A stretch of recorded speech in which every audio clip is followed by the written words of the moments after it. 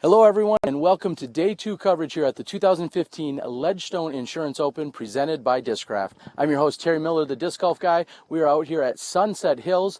We're going to bring you second round coverage with our women's leader card right here at Sunset Hills.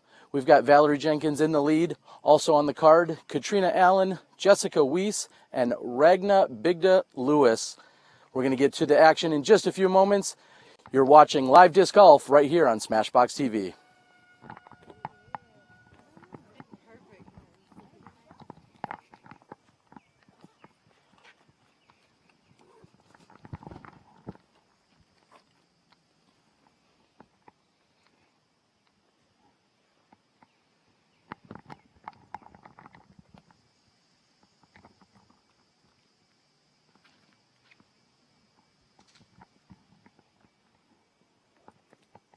We are here on hole number 12, which measures in at 275 feet.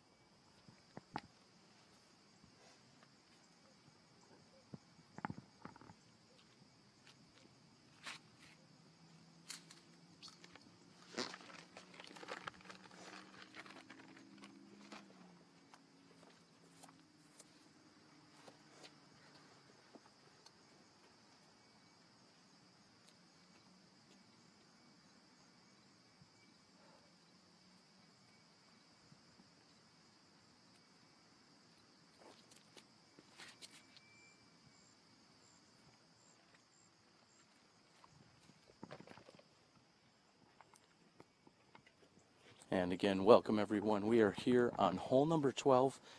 This is the starting hole for our leader card of women. Of course, they will play 12 through 18 and then 1 through 11. This is the leader card. Val Jenkins opened yesterday with a score of 50, sitting with a 3-stroke lead. This hole features a peninsula green, which is why you saw some of the women a little lighter than normal as they were looking to come up short of the mouth of the peninsula here. Any of the long grass surrounding the basket is OB.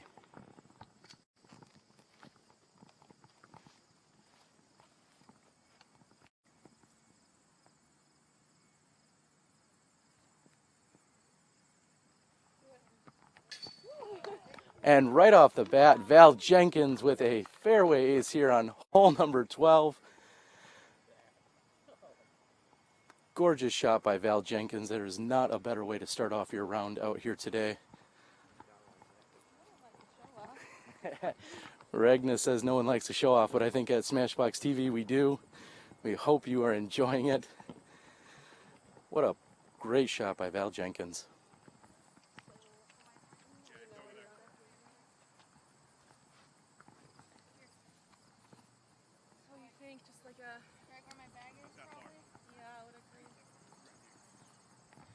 And each of the women getting exactly where they had landed. Yeah, I think that's just fun. Jessica shot had moved OB.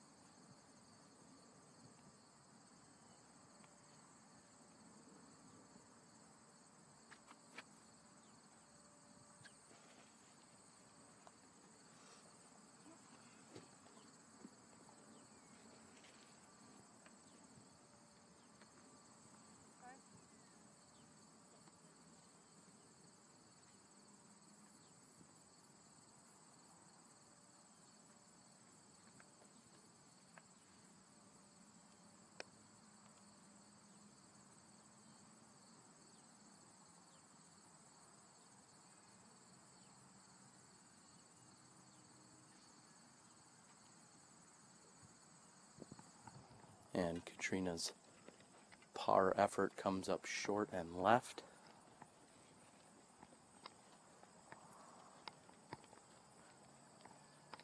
Ragna's tee shot has landed within 10 feet of the pin.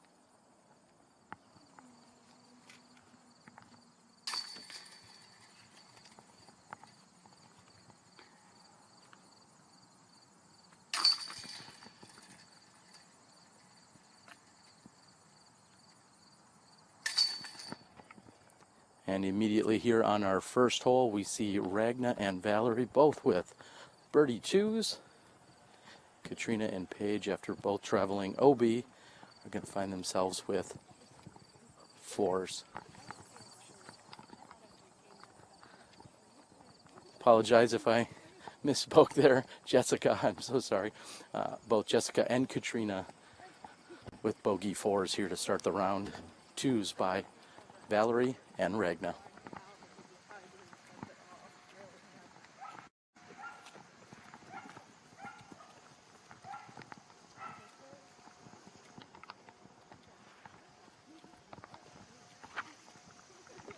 We're moving over here to hole number 13, which is a par 3, 329 feet. The grass on the left side is OB.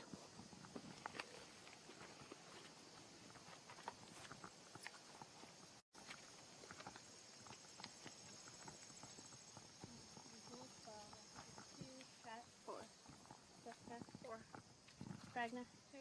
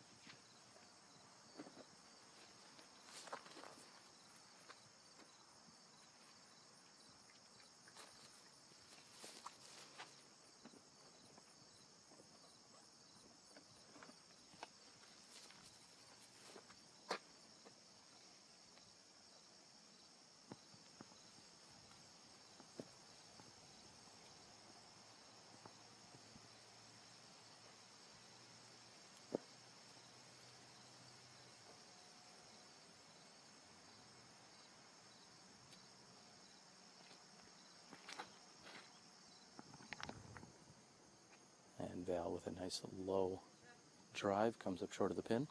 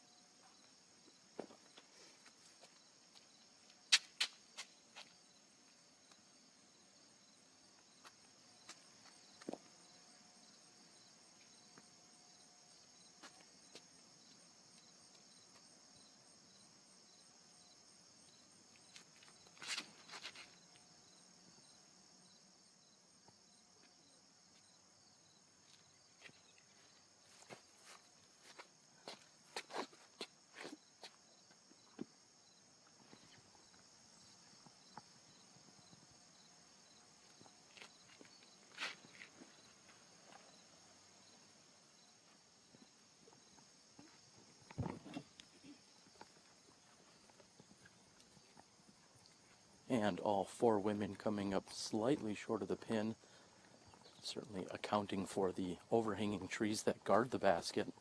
Again, on the left-hand side, that is OB, anywhere in the long grass on this 329-foot hole. Looks as if we are blessed with another gorgeous day out here at the Ledgestone Insurance Open. It is currently sunny, possibly in the 70-degree range. I believe it's supposed to heat up into the 80s as the day goes on. We'd like to send a huge congratulations out to Paige Pierce. Yesterday, after acing hole number 6 during her first round, her shot was recorded, submitted to SportsCenter, and was the #1 play of the day on the SportsCenter Top 10 last night.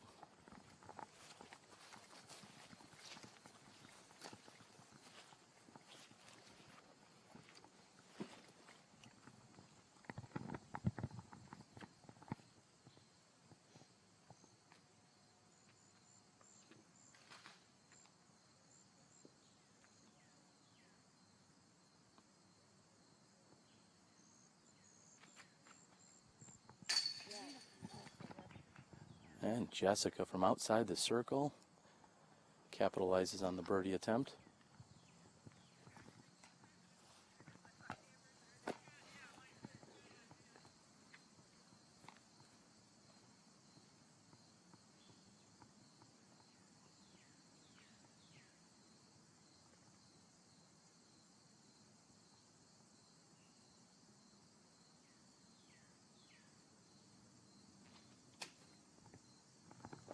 And Val's jump putt is left.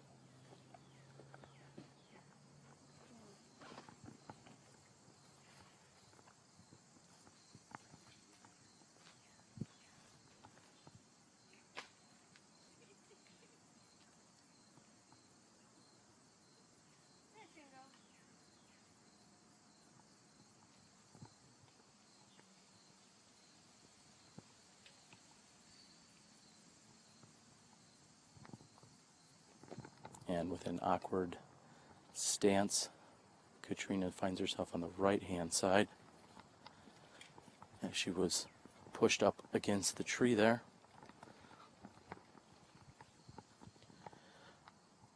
And Ragnar closer to the OB grass than we had realized off the tee. She's going to have a overhanging branch that she's going to have to contend with here. And the tree stump, it looks like. She may be going with a... And she's just going to have to lay it up. Not exactly what she was hoping to do here on hole number 13. However, obstruction in the way. She didn't want to take anything risky here, only being her second hole of the day.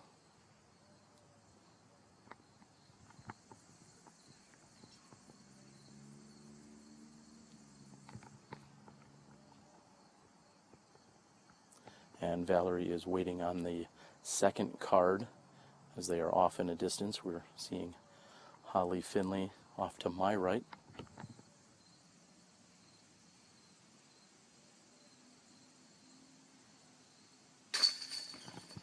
And Val looking straight at us, no problems.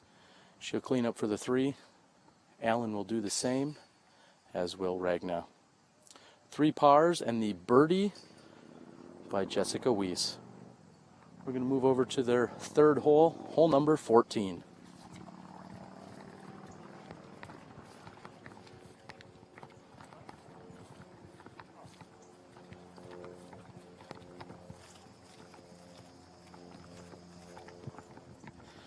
I'm going to do my best to provide a little bit more audio for you guys.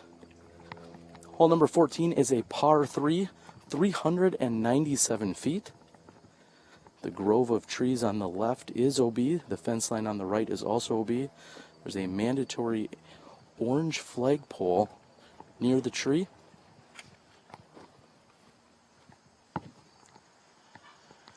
We see that McDonald's of Washington and Morton are your hole sponsors out here today. And we will notice a flag off in the distance once we get ready for the women to throw. They must navigate to the right of that flag. If they do not, they go to a drop zone. It is 295 feet to the flag.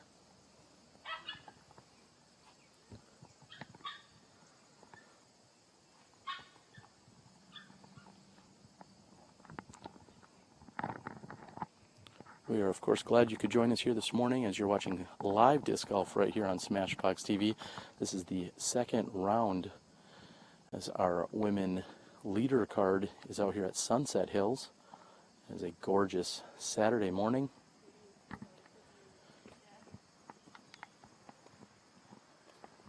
Already some excitement. Valarie Jenkins with a long throw-in on her first hole. Also saw a great jump putt by Jessica Weese on the second hole.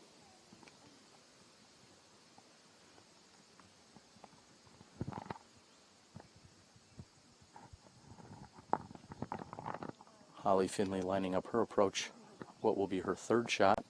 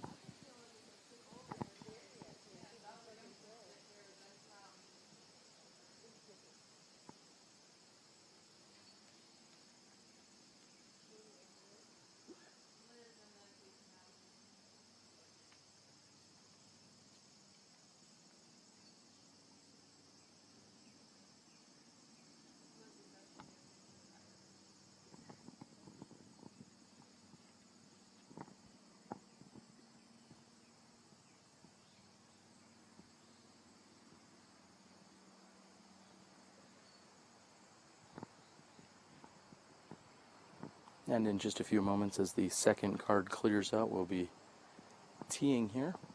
Jessica Weese will have the tee after taking the birdie on hole number 13.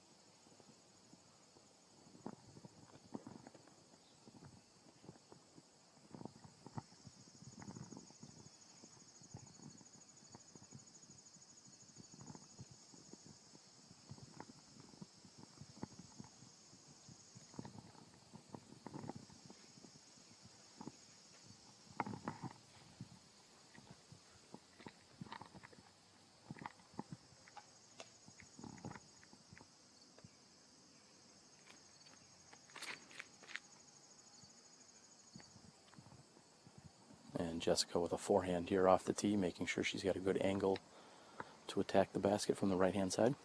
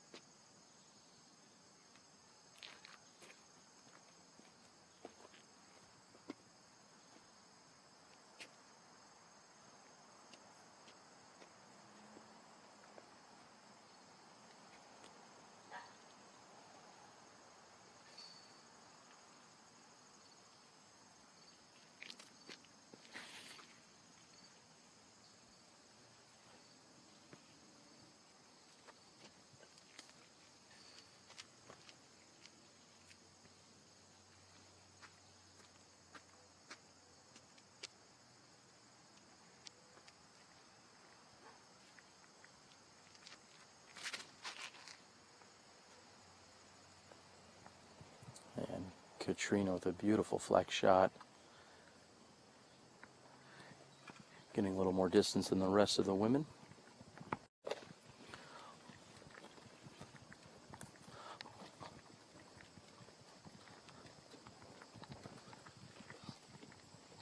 This beautiful golf course is surrounded by residents on just about every side of the course. Just a few moments ago, as Ragnar was teeing off, we saw one of the adjacent neighbors coming out to water his plants in his garden, no more than 30 feet away from Ragnar.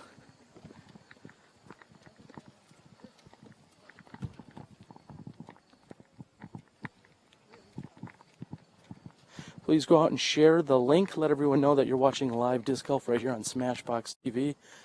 We're glad you could join us early on a Saturday morning. We are here with the women's leader card during the second round of the 2015 Ledgestone Open.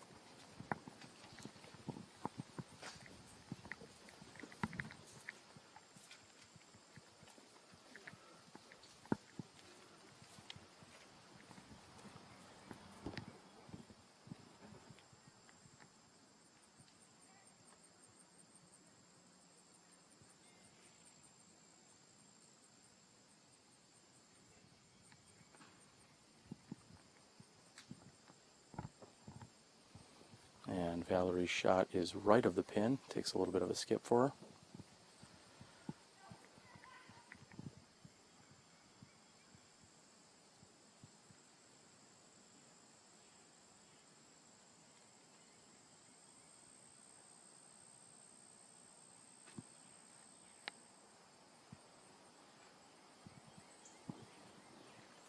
Great approach shot by Jessica Weese.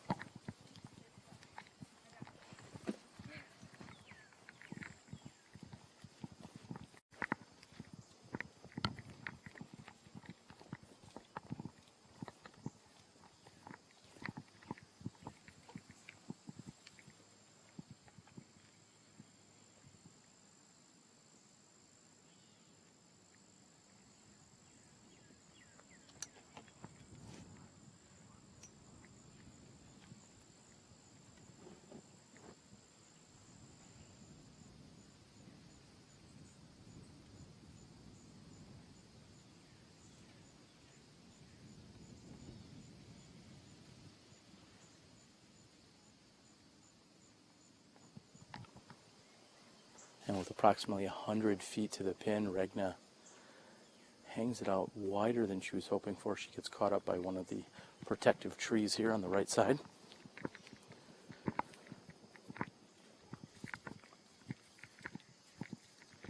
And as I mentioned, Katrina with the furthest drive in the group. She's going to have an obstructed view here, throwing over the bushes guarding the basket.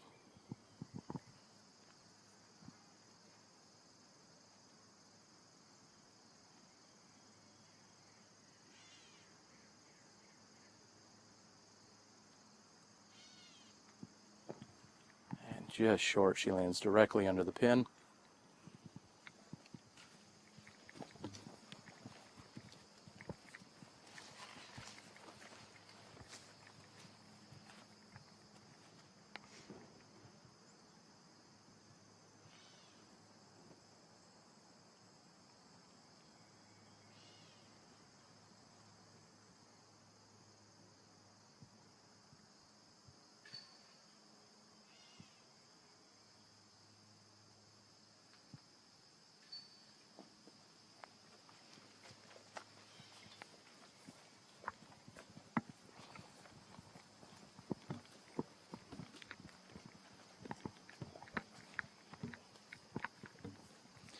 And we've just got word that our media partners in the PDGA are going to be providing some assistance in our live scoring, so we'll look to update you with that as we move on.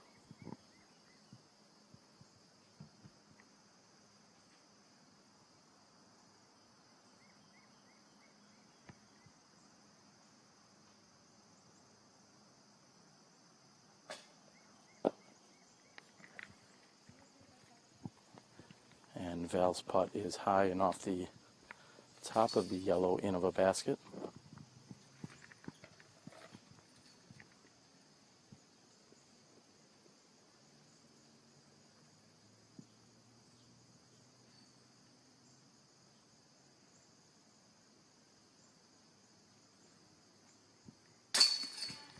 And a solid comeback putt for Valarie Jenkins. Slight miscue for her on her par attempt. However, she's going to escape hole number 14 with a bogey.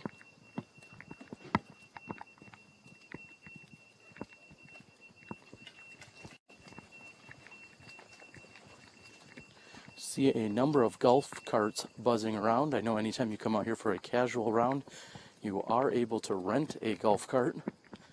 One of the great amenities here of the Sunset Hills course.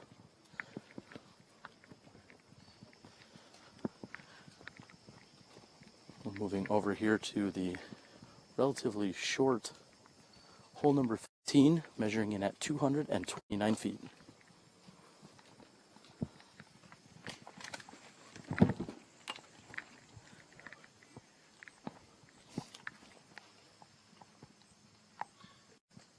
Hole 14, I took a 4, Cat, Jess 3, Ragnar 4,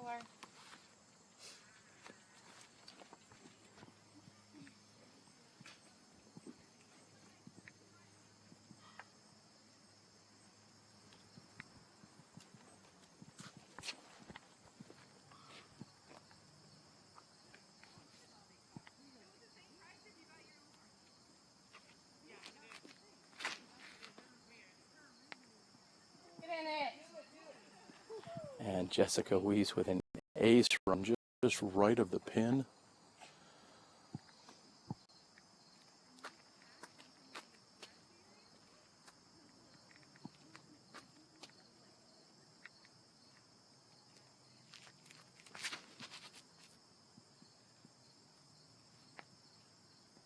And with a little love off the right-hand side, Katrina's going to have a good look at birdie 2 from there.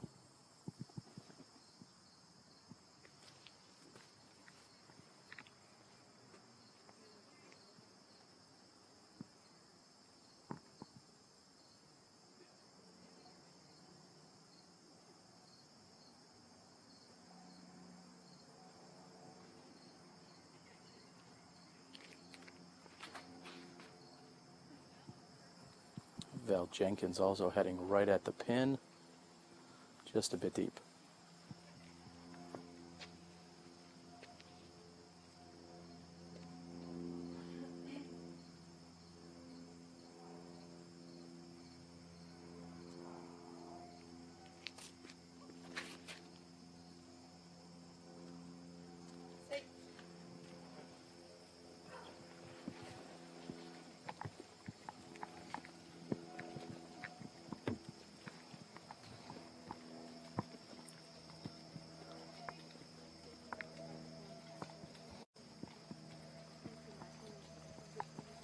We'd like to thank you again for tuning in here this morning. We are at Sunset Hills for our leader card coverage of the women's division.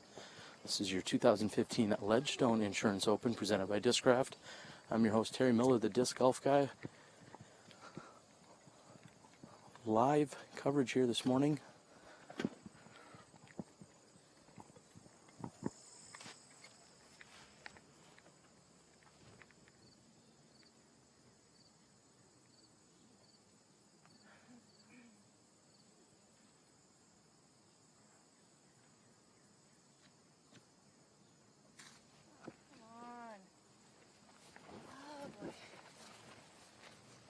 As I was saying, live coverage here this morning brought to you by all of our amazing supporters and sponsors, including, of course, our title sponsor, Discraft, as well as Ledgestone Insurance. Also, local supporters in Plastic Addicts and Infinite Discs.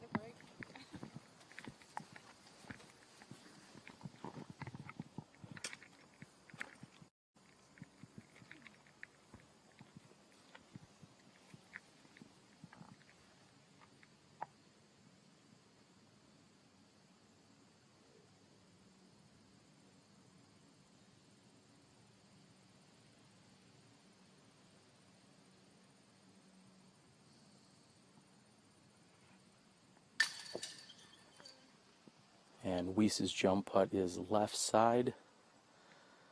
She's going to have to settle for a par here.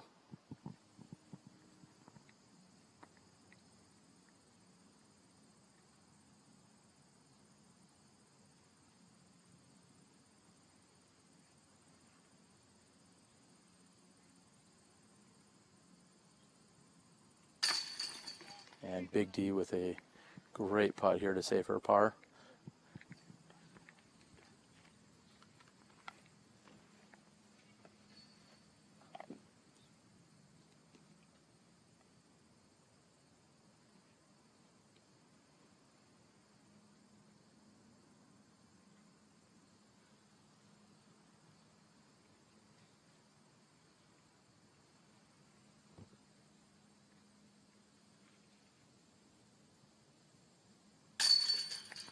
And for the first time this morning, we feel a slight breeze not affecting Valarie Jenkins' birdie putt.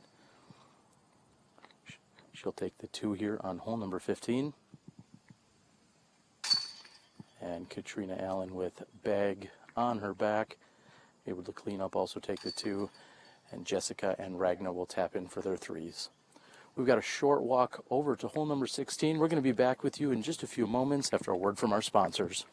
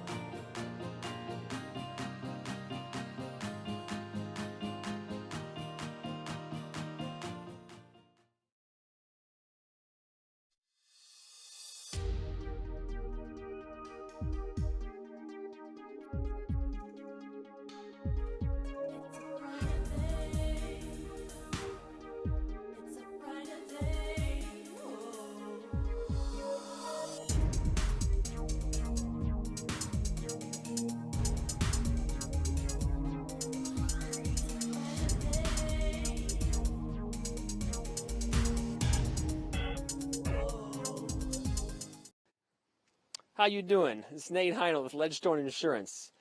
Seriously though, if you need good insurance, give me a call. Look us up on Facebook.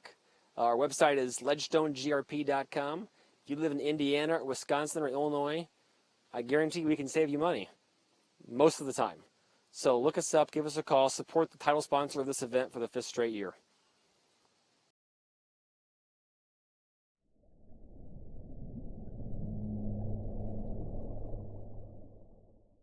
We are here on hole number 16, 352 feet with a slight left to right bend. We'll also be catching up with our tournament director, Nate Heinold of Ledgestone Insurance. Nate, we're taking in all the action. What were you doing? Were you sleeping in this morning? What was going on? Actually, a few of the girls said, wow, you look calm and not as stressed and better than you did yesterday. So that's because I got more than an hour of sleep. So yeah, it's a little more calm today. It's good to come out and watch the girls. They just a lot of fun to watch. So yes, they've started out very well here this morning, and if we can get a few people out of our fairway, it looks like Katrina is ready on the tee. However, there's some spectators out here a little bit unaware of what's going on. This is the next hole. They're waiting.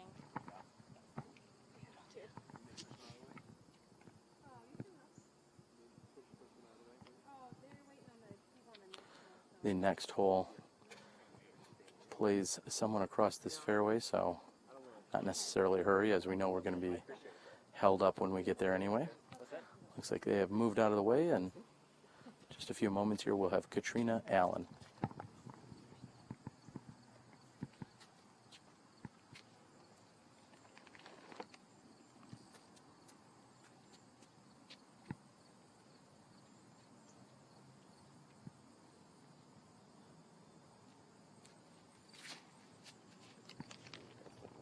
And Katrina with a very nice looking roller that's going to flip over for her, heading straight toward the pin. wow, And nice shot, Kat. Beautiful roller shot by Katrina Allen here on hole number 16.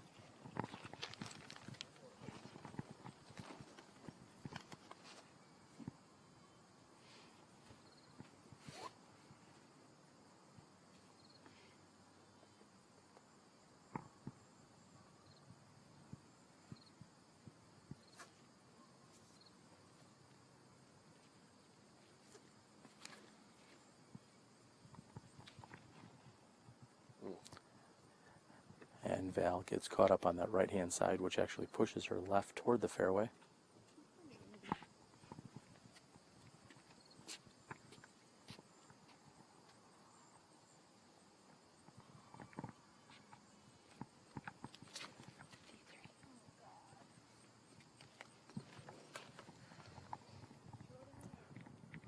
Ragna will be forked to throw with a Prodigy D3.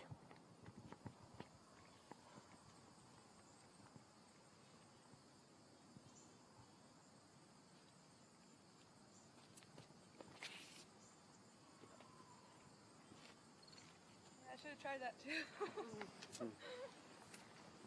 And Ragna with a low release.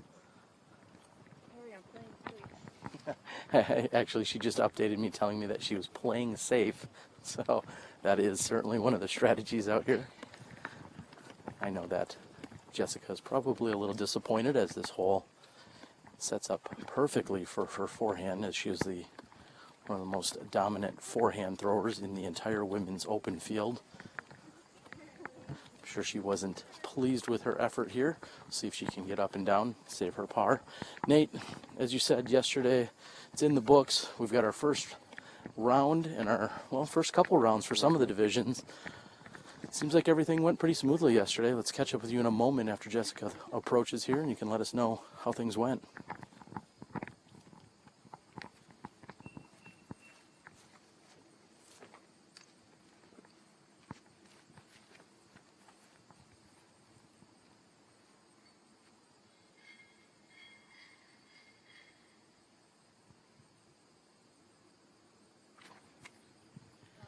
And Jessica looking for that to sit down, and she's thrown a forehand approach here.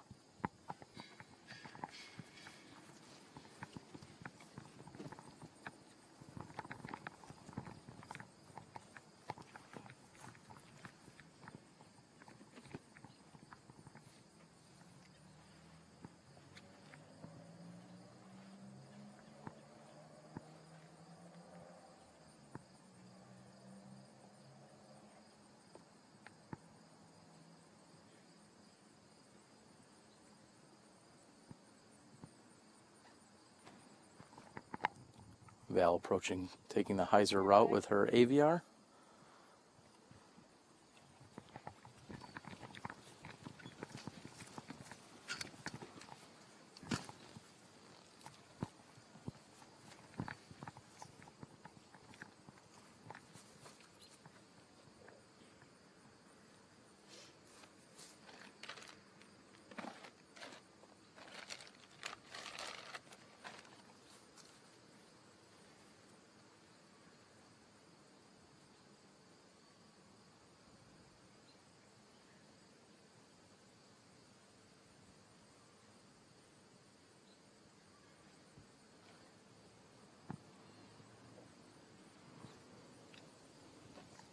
Ragnar with a standstill backhand approach.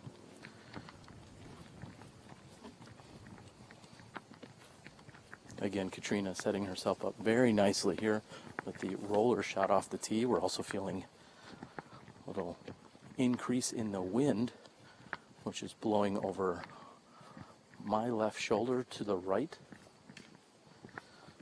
which means Jessica Weese will be faced with a little bit of headwind for this putt.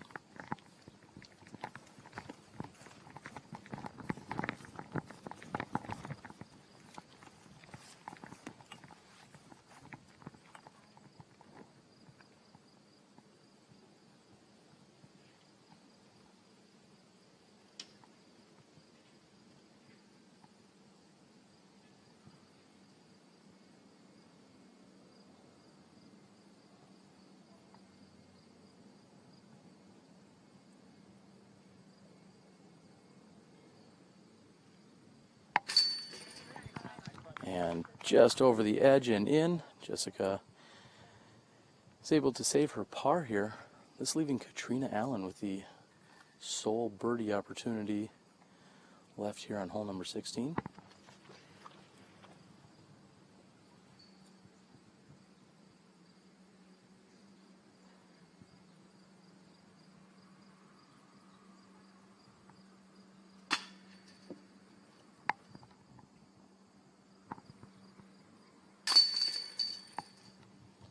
And Katrina a little frustrated that she let that one slip by.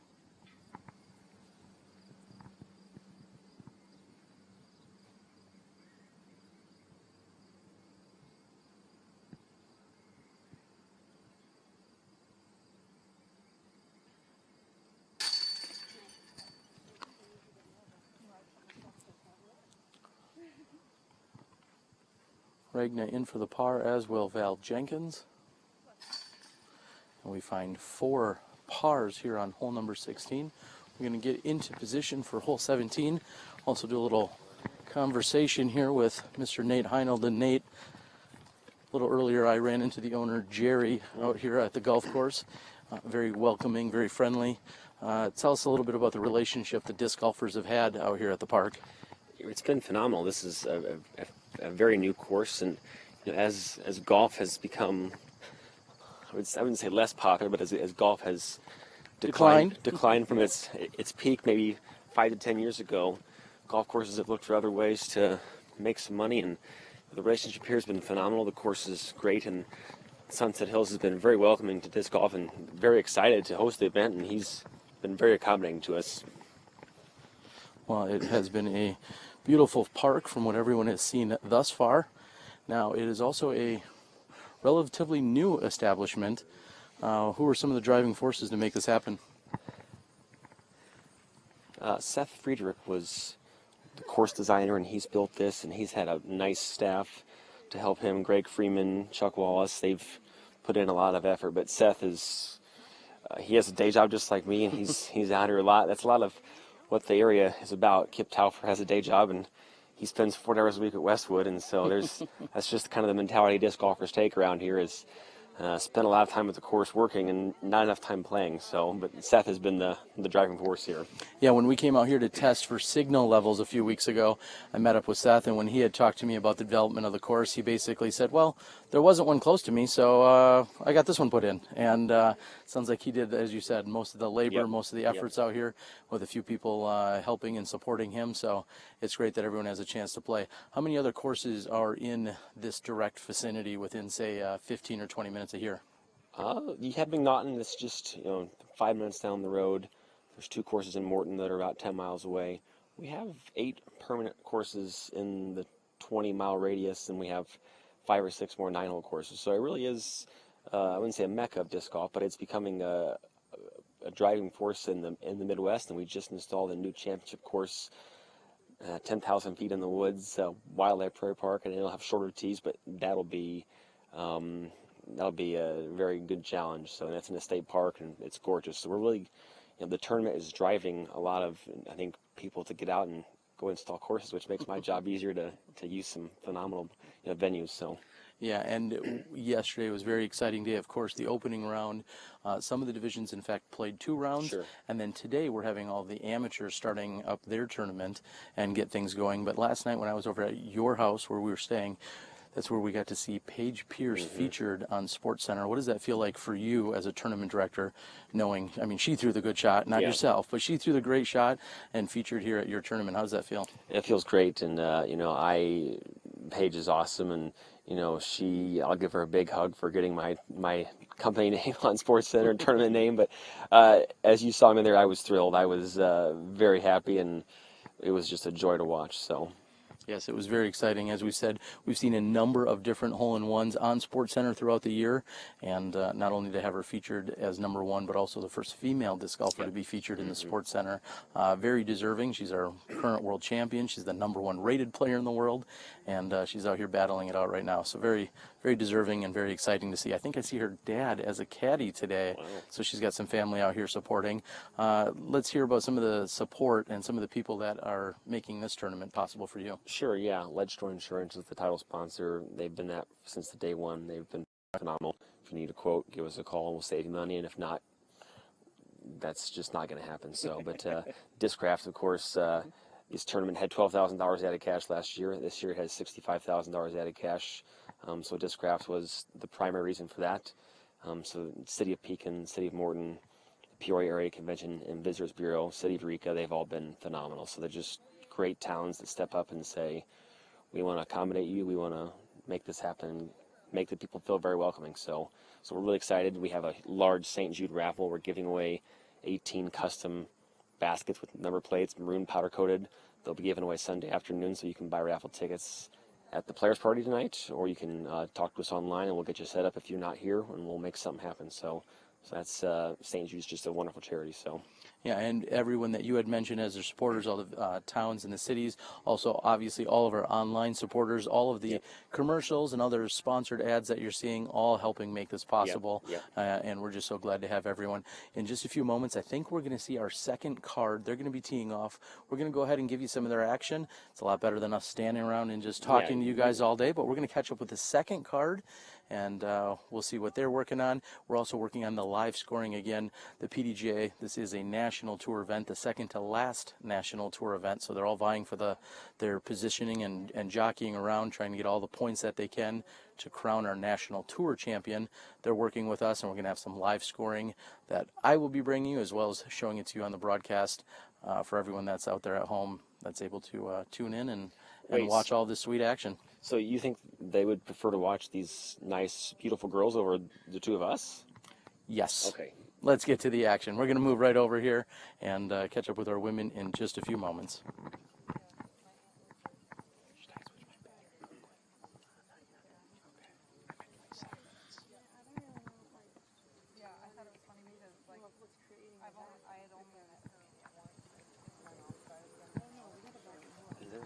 As we said, we're just waiting on what looks to be the third card. Seems as if they're clearing out here pretty soon, and we're going to catch up with our second card. And I see Donald M. Heinold, CPA. I'm guessing you're related, Nate. That's my great uncle, even though he's in his 60s, so he's not old at all. He's very talented. He's actually my accountant as well, and has his office in Eureka, and he's a big supporter of my event. All right, another great sponsor. Real quickly, go ahead and tell us what we're looking at here on hole 17. Well, it's a great par 4.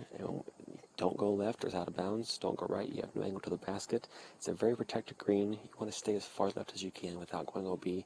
Typically plays into a headwind. As I said, very protected basket.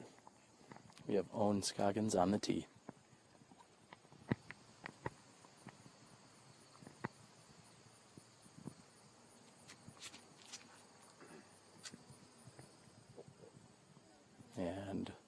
as Nate had mentioned, there is a headwind here on hole number 17.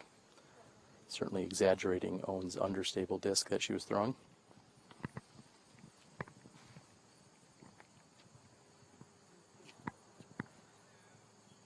We're gonna wait on it. She didn't like that. Yeah, we'll wait on it. It's not here yet? No, it is. Okay. I mean, they're on the keypad right there. And Paige holding up just for a moment. Owen's drive had carried to the right and possibly disrupted another group. This is Paige Pierce, your current world champion.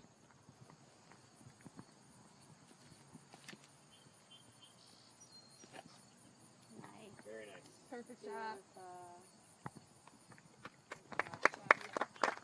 And the gallery with the applause. Great shot there by Paige Pierce. We have both Liz and Holly also here on the second card.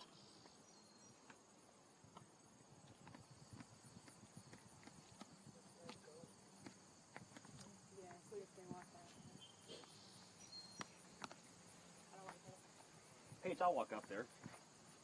I'm already halfway. And Paige is going to run ahead and make sure that the group is clear so that our second card doesn't disrupt them on the tee. Oh, you do? Yeah. Oh, then, yeah, that's why I'm like, I probably should wait. I'm actually aiming for them, so yeah. So we might wait. Let's make this back up longer. How do roll? It's all Liz's fault now. We have a very strong showing of companies and different players represented here. We have Team Discraft, Prodigy, Innova, and Legacy, all represented, very diverse. First couple of cards here, the women's division seems to get more and more competitive every single year. Liz, who has not been touring as much lately, has reemerged onto the scene and certainly a very competitive force here in the women's division. I believe she had a baby just, maybe just last year, I believe, correct? That sounds correct.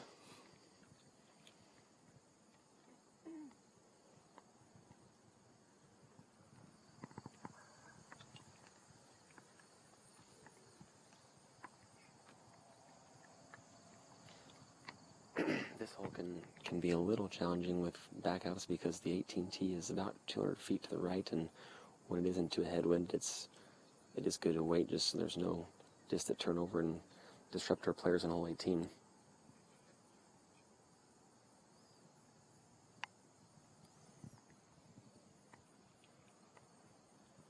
Last night the players were treated to an ice cream social.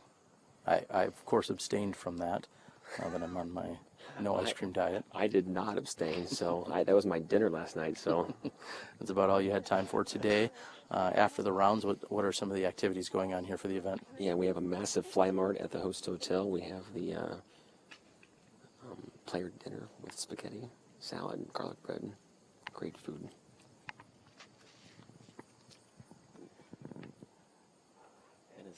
That's going to be down in the driving range. Hopefully it misses a green, which would be out of bounds. There is a backdoor route down there. This is Holly Finley on the tee.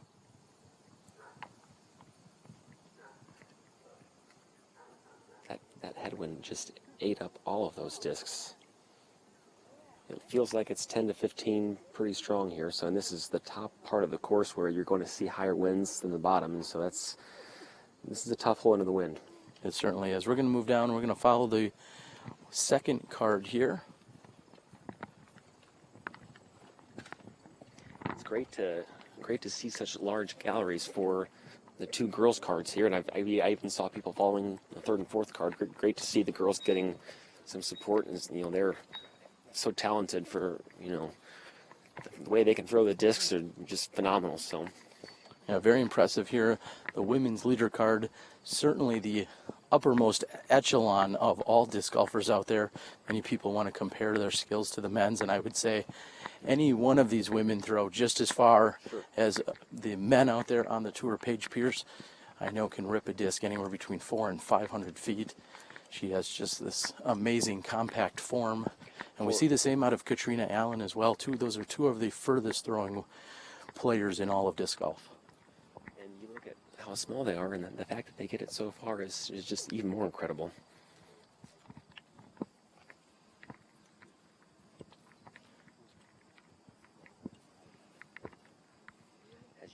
there on stripe landed right next to 18's tee, and that's why the girls were waiting, because it is in play into a headwind. It looks like she did not get far enough to the right to be able to get to the backdoor route to the hole, though.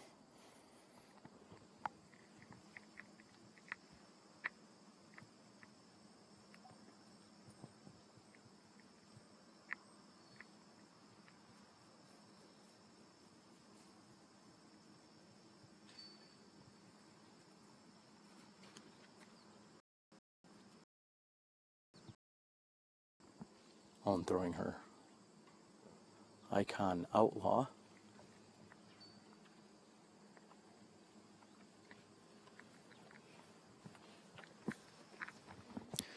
I believe Liz may have gotten to the bottom of the hill. We'll see where her disc actually ended up. Actually, it stayed up top.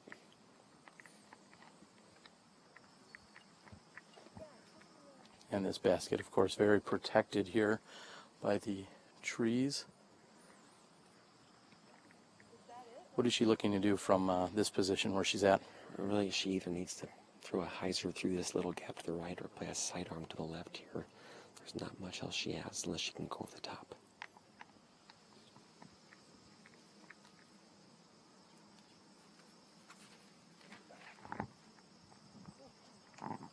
Looked like she threw an ESP surge there, an old school one, and it looks like she may have actually crashed through a little bit. She's probably still going to be a little bit to the right, though.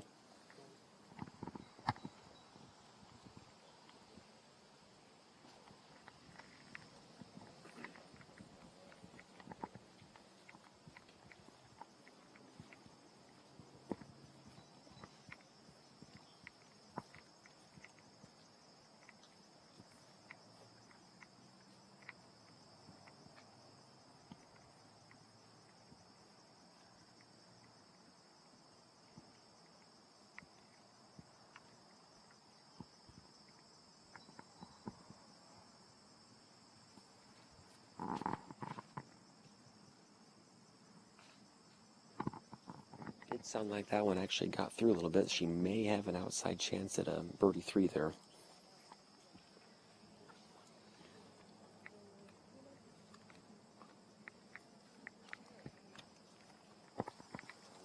Paige just murdered that drive. Perfect spot in the fairway to have a pretty nice look at an up and down for a birdie 3. As we mentioned earlier, Paige, probably the single furthest throwing woman in the game.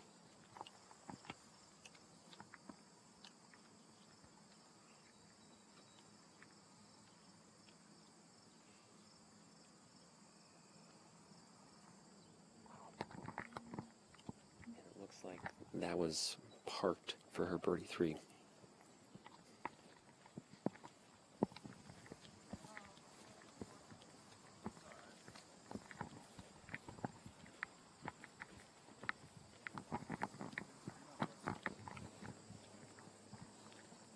Nate, again, a very protected green here.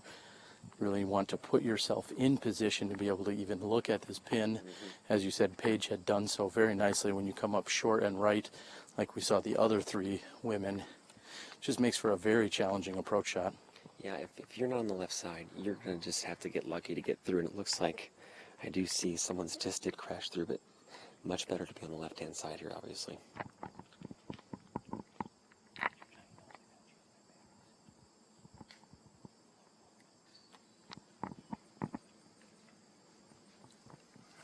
It does look like this surge actually somehow went long of the basket through the trees, and she has a very tough straddle putt from the ground. And she just lays it up to the basket for an easy par 4.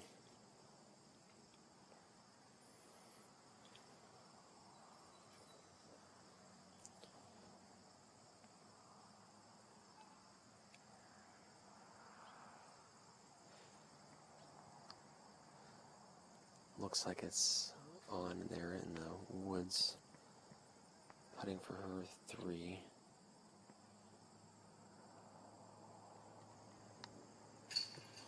And she puts it right in the middle of the chains. Watching her putt at Worlds was phenomenal. She is a great putter. When I had caught up with her earlier during the World Championship, she said she may not drive as far as the other women, however, she makes up for it on the green.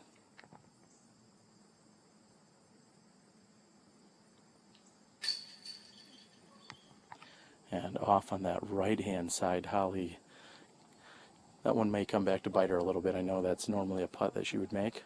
Yeah, that was on the pro side too, so that was close to falling down.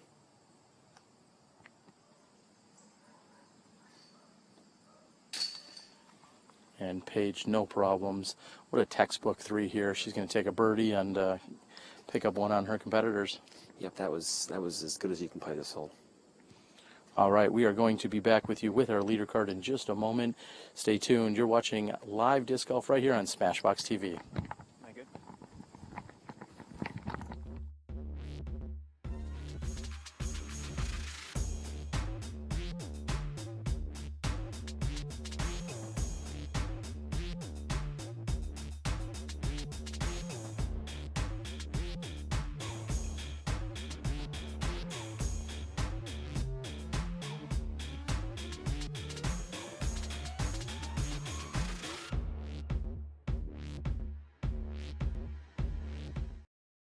Plastic Addicts, Illinois' largest disc golf store with over 5,000 discs in inventory and 2 locations. Our main store is in North Pekin, right off of Interstate 474. The second location is conveniently located just across the street from Bradley Park in Peoria. We carry all major disc brands, bags, custom apparel, stools, baskets, and more. Plastic Addicts is proud to support local tournaments, courses, and players from all over the country. Plastic Addicts, for all your disc golf cravings.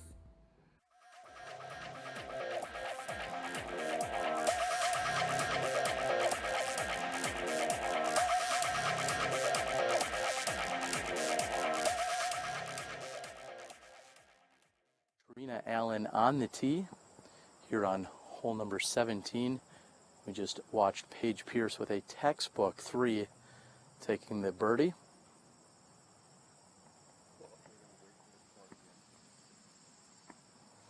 And actually it looks like we may be a little bit premature if they're going to wait for the second card. Either that or they're actually, we'll see if they wait for the second card to tee off on hole number 18 or if they're just going to ask that they get out of the way.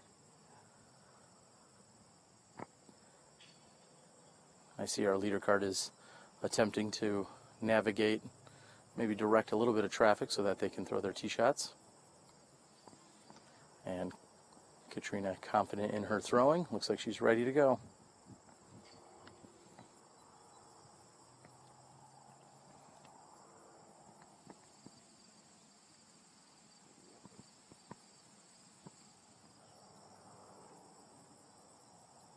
Great looking shot there by Katrina Allen.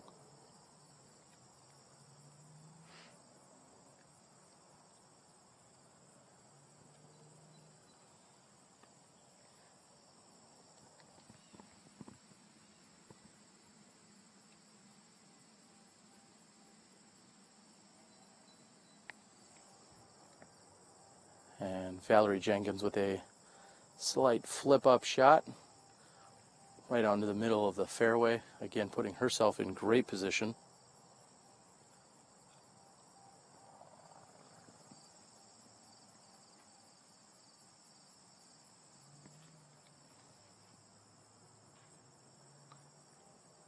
Jessica Weese with a backhand shot. She has continued to develop and improve her backhand shot. She was known primarily as a forehand thrower, and I mentioned earlier, one of the best forehand throwers in all of disc golf. However, she's looking to add to her arsenal. She's also become a very effective backhand thrower as well. This is Ragna, who says she started off a little slow. I think she's ready to get on track here. Also a very far thrower. That is right down the middle, and I think Jessica's going to be able to use her forehand there in the bush over there as probably a standstill forehand from to the bucket here. Yeah, she will have a line, again, using that very efficient and effective forehand throw that she has. Also see one of the best photographers in all of disc golf, Lauren Lakeberg, out here capturing photos. She was out yesterday Saw a number of her pictures posted online. She does a phenomenal job. She is an Illinois resident. I frequently see her myself at various Illinois and Wisconsin events, and in fact, throughout the Midwest and around the country. She knows the courses very well, also knows our players. Glad to see her out here getting the action in another form of media. And speaking of media, we have our good friend Tony Boho working the Disc Golf Guy video blog channel this weekend on behalf of myself, as I'm out here giving you the live coverage with Smashbox. Tony is covering the men's leader card over at McNaughton Park this morning. We had virtually zero cellular signal out there. That was tested not only last year but multiple times this year, and simply not possible to be live at McNaughton. So we're going to bring you the live coverage out here with the women at Sunset Hills. We've got Jessica Weese lining up, looking at her various options here.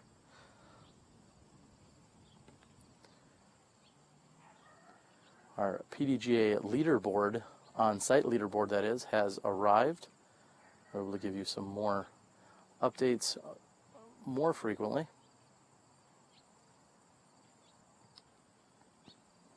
And with Jessica's positioning, it looks like she's still going to have to throw a backhand.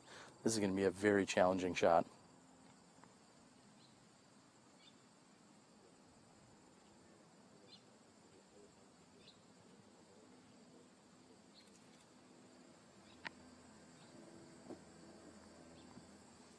And Jessica will find herself with a clean look at the basket. However, that's going to be in a layup zone from that distance.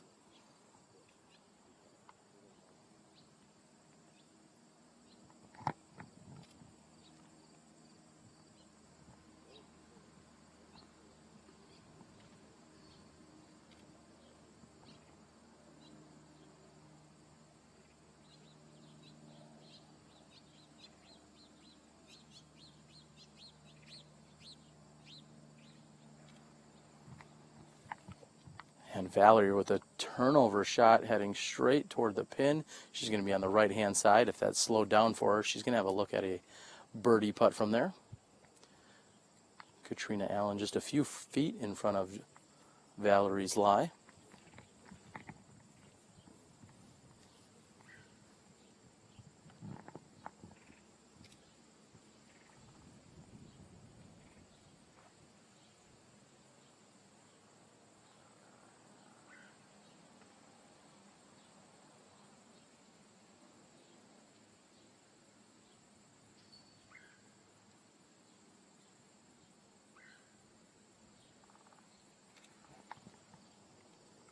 And Allen with a nice turnover. She's going to come up short and left. However, she will be looking at a putt from there.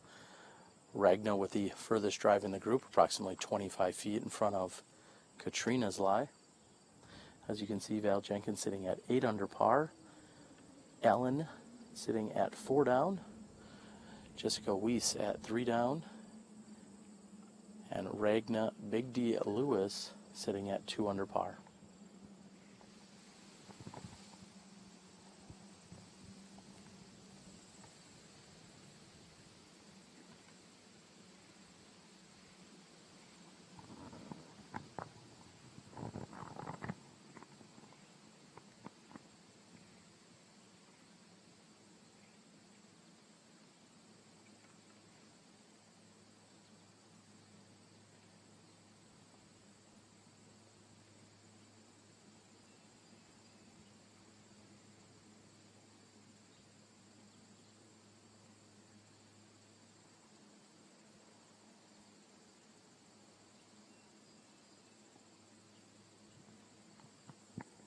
And Ragna with a turnover, she needed a little bit more power on that. She will have a look at it, however, certainly a challenging putt, looking straight downhill.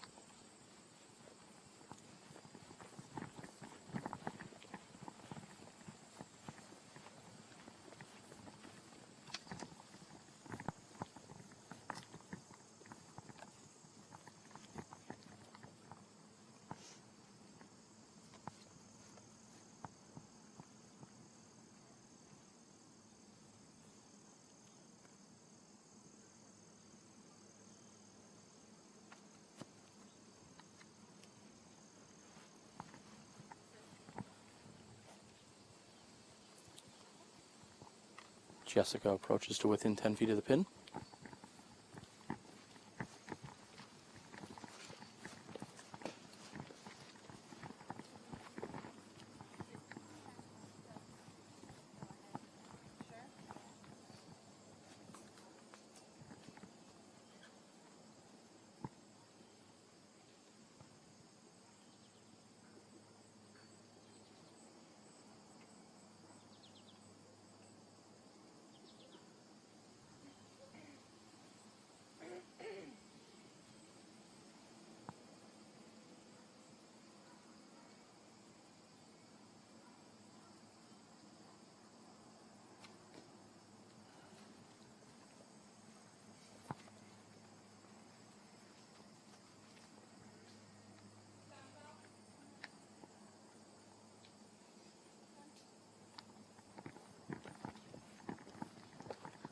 And Valarie Jenkins and the rest of the card mates are looking for her disc.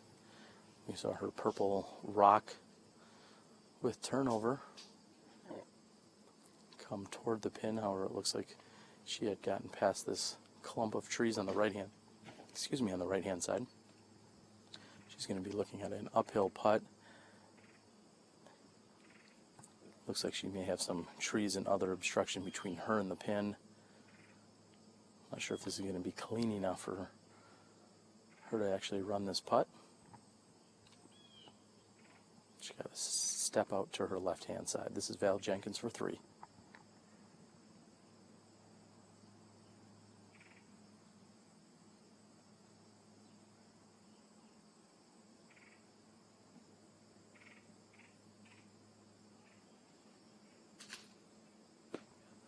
And as I said, a little bit of roughage between her and the pin.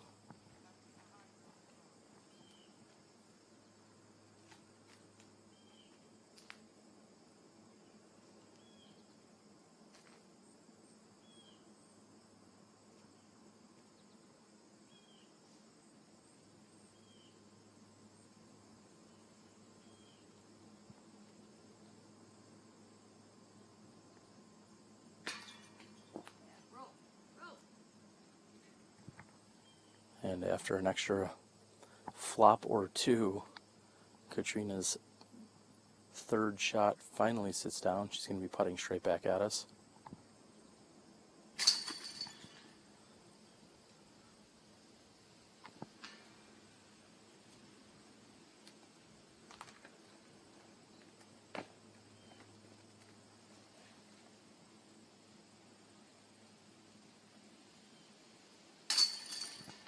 Jessica is in for 4. I expect to see the same of both Ragna and Val.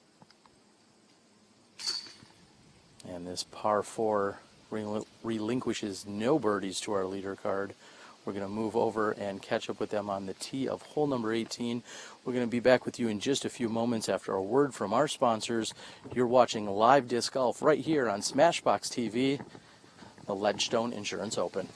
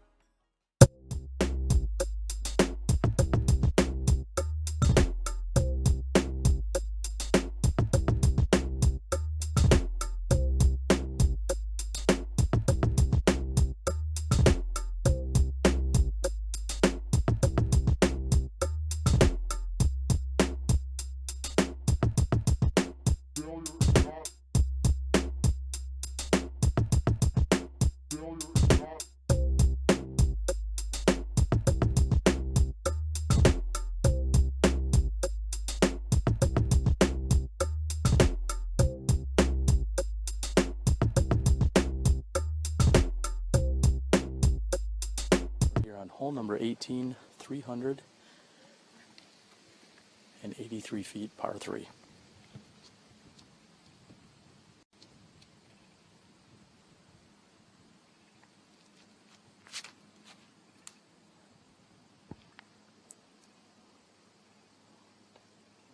The women should feel a slight tailwind at their back.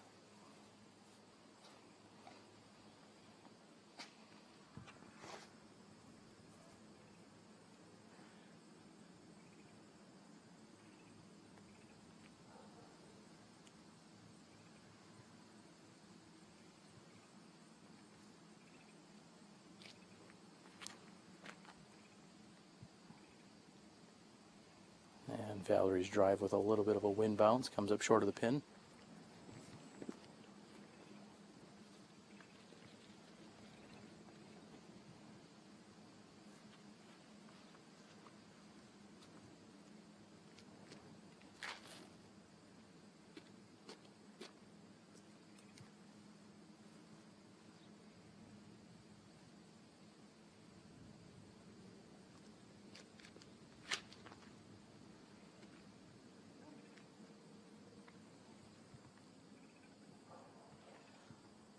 And Jessica's shot heading toward the right-hand side. That is OB in the parking lot.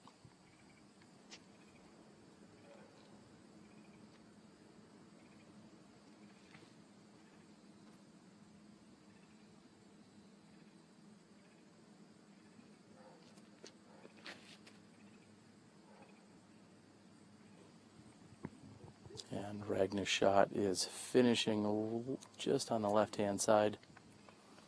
She'll have an uphill putt from there.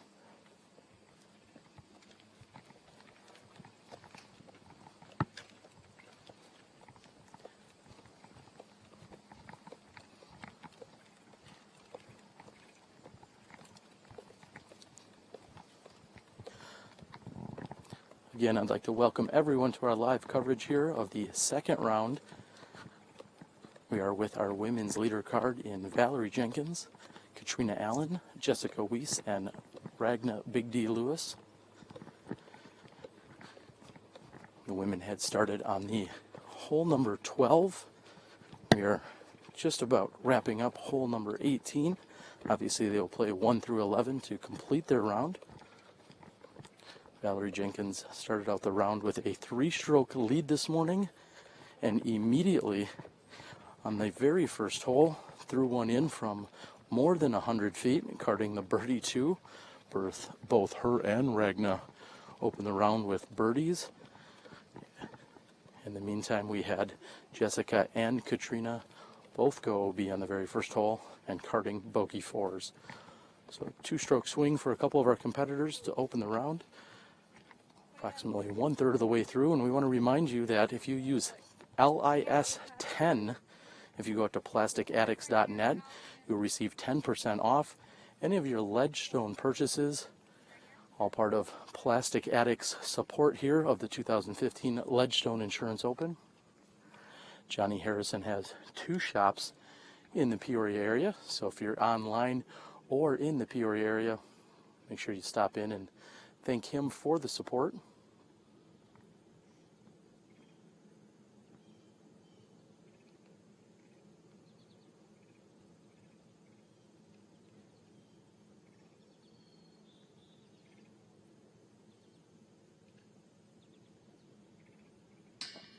And Jessica's par save is just off the front of the rim, coming up a little bit short there.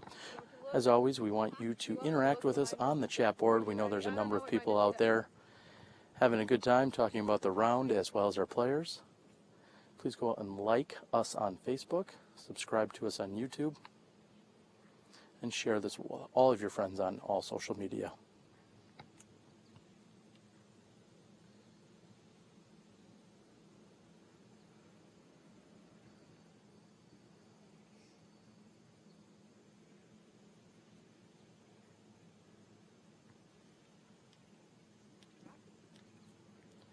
And Katrina's attempt is just a bit high. She's checking the wind. Maybe a slight misread there.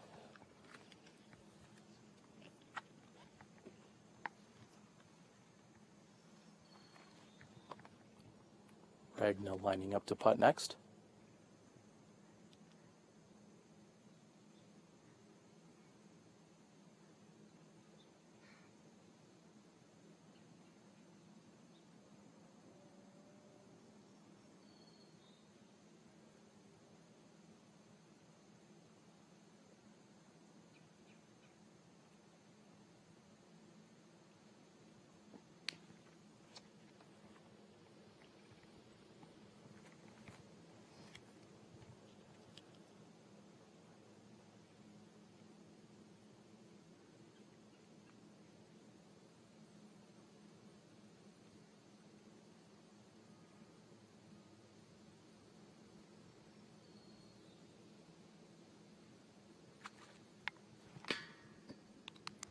And just off the top nubs here on the basket of 18, Valarie Jenkins' birdie attempt is short. Katrina's going to be left with a little more than 20 feet for her par save.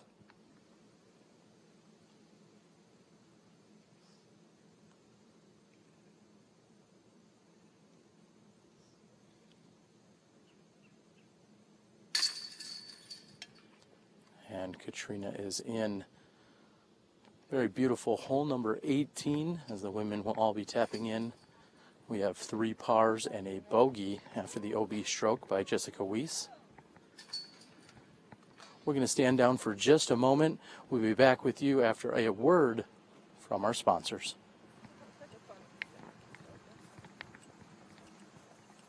Plastic Addicts, Illinois' largest disc golf store with over 5,000 discs in inventory and 2 locations.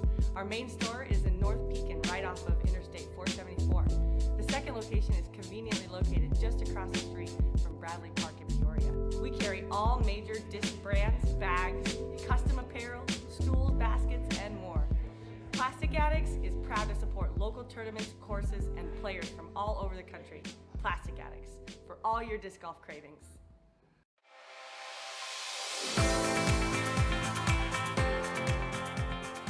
For me, it's time with my friends. For me, it's a walk in the park. For me, it's my job. Go in. Oh. For me, it's all about the exercise. For me, it fits into my busy lifestyle. For me, it's my passion.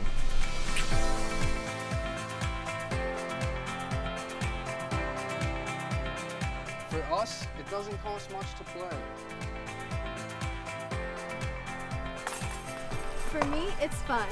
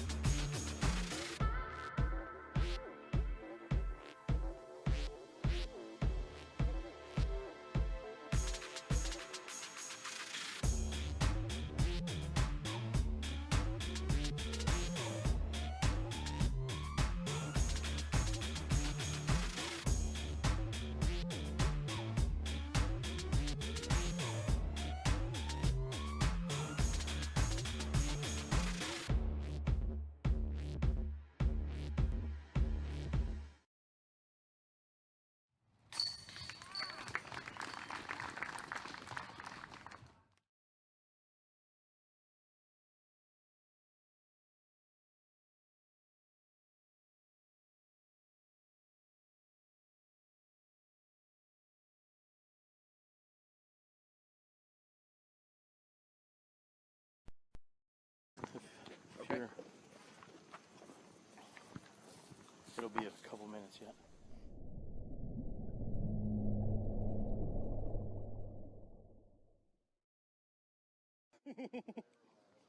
We've caught up with one of our sponsors and huge supporters in the sport of disc golf, and that is Matt Seary of Heiserbaum bags and discs and everything you're doing, tournaments.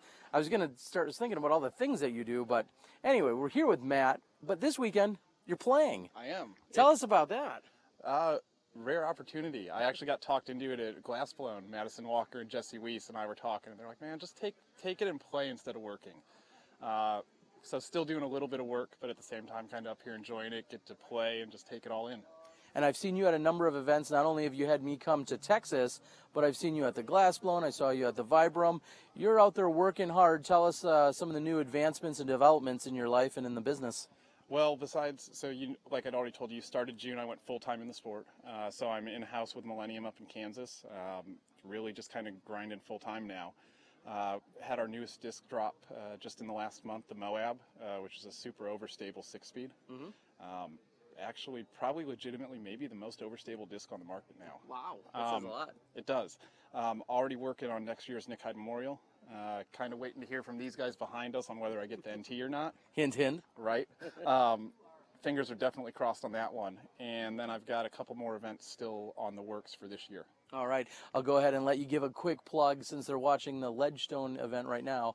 If they wanted to come to one of your events in the next upcoming months, anyone in particular, anyone that hasn't sold out yet? Yeah, actually next month is probably one of the better ones. We've got the Heiser Twist at Cedar Hill with Mount Lebanon.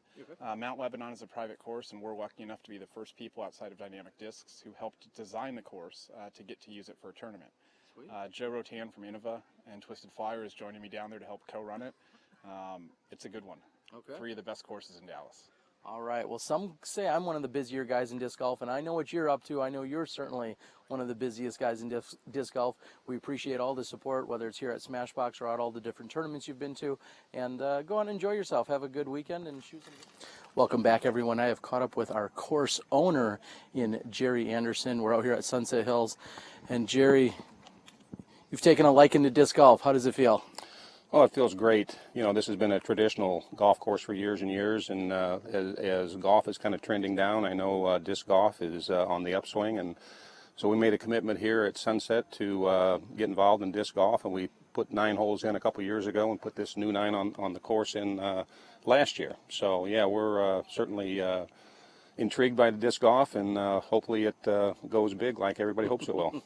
Well, we know we're certainly hoping that it does. Seems like there's been a pretty good reception. Are you seeing a lot of golfers come out here on a regular basis? Disc golfers, you mean? Yes, we are. Yes, we are. We have memberships here that we have, and we have several members this year, and hopefully we'll have more next year. But we're seeing a big upswing on the disc golf side, and certainly welcome all the pros here this week. And now you offer some of the amenities that us disc golfers don't typically have. I believe you've got carts. You probably have beer girls maybe, or beer carts running around at least for those that can enjoy it, and then a clubhouse fully stocked with food and beverages? Yes, we have a full restaurant and bar, and since we're a golf course, we have a license out here to sell alcohol, food, and beverages out on the course. So any tournaments like this, whether it's golf or disc golf, yeah, we have beer carts and food and beverages available. All right, my final question will be, how often do you have to let the traditional ball golfers know? How often do you have to inform them of what's going on out here, and do they think you're crazy? When we first opened the disc golf, the traditional golfers were a bit concerned, like so, they should be. They were concerned about it was going to be interrupting their golf and so forth, but it's all worked out very well, working golf in with the disc golf, so it's worked out very well for us. All right, we're going to get back to the action.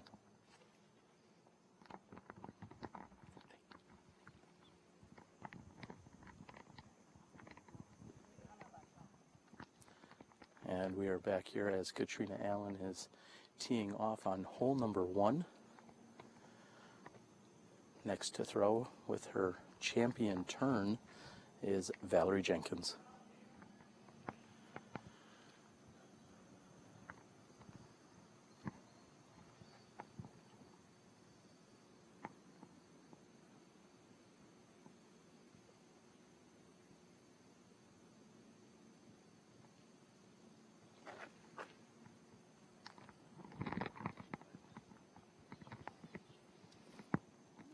And Val playing off the short grass into the higher cut.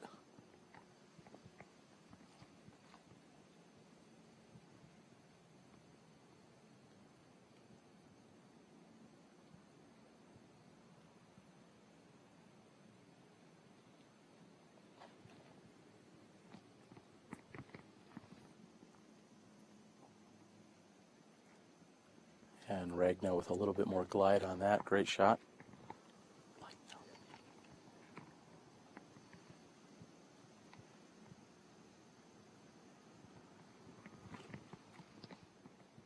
And Jessica has turned hers over. It's going to hook up a little bit at the end. However, she's going to be on that right-hand side. And as we're moving down the fairway, I'd like to mention a number of the sponsors here at the Ledgestone Insurance Open. Of course, our presenting sponsor, Ledgestone Insurance, and Discraft, our course sponsor out here today, Advanced Energy Diagnostics. So thank you to all of the supporters and sponsors at all levels out here this weekend. Check out infinitedisc.com, an online retailer that takes a photo of every disc so you know exactly the color of the disc, the foil stamp, and if you really need to clarify, I believe they will even give you a few other characteristics if you inquire within. We caught up with Jace yesterday and said that he has gone to the inventory to verify either the flexibility or the flatness, so to speak, of some of his discs. So I know they go above and beyond to help out their customers. I'd like to thank Mike and Michelle Cousins over at Sandy Point Resort and Disc Golf Ranch in northern Wisconsin, what I like to call disc golf heaven on earth, one of my favorite places in the entire world to play disc golf. Check them out at sandypt.com.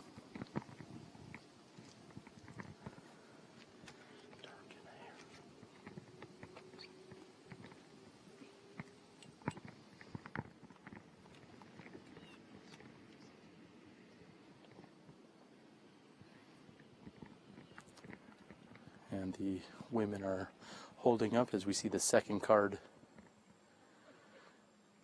moving away here down the fairway. A number of the golf course constituents are out here taking in the action here today, grabbed themselves a cart and came out to play. We saw that earlier at the St. Jude Invitational. Remember the golfers that frequently play out there decided to jump on a cart and watch some of our world's best competing here.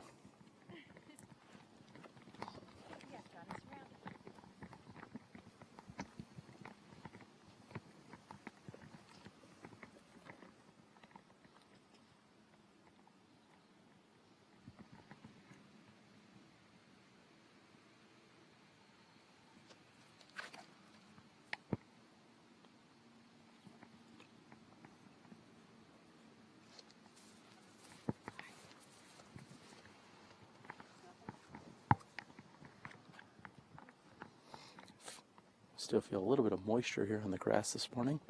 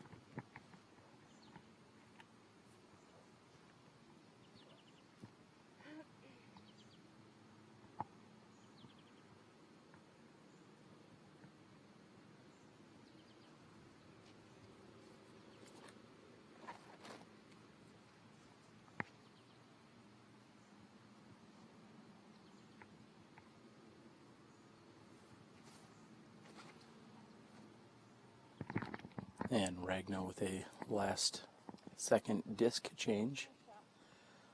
Has a great shot to the right side of the tree.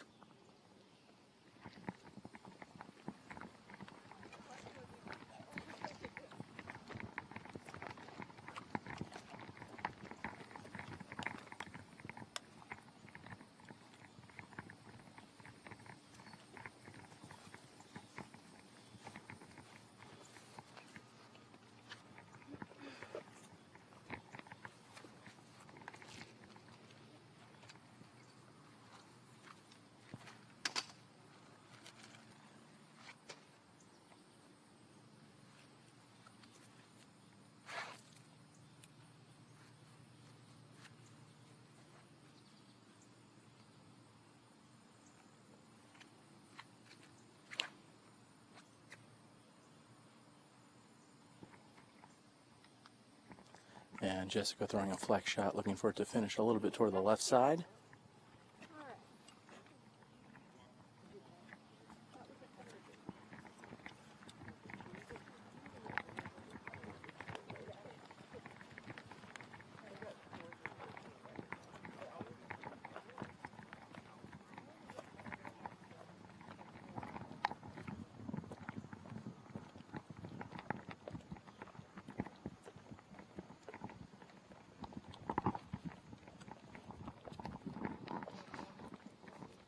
As we move down the fairway here, hole 1 is in fact another par 4, measuring in at 738 feet. And the woods on the left-hand side, which all of the women have successfully avoided, are out of bounds. After this, we'll move on to 2, which is a par 4 measuring in at 491 feet.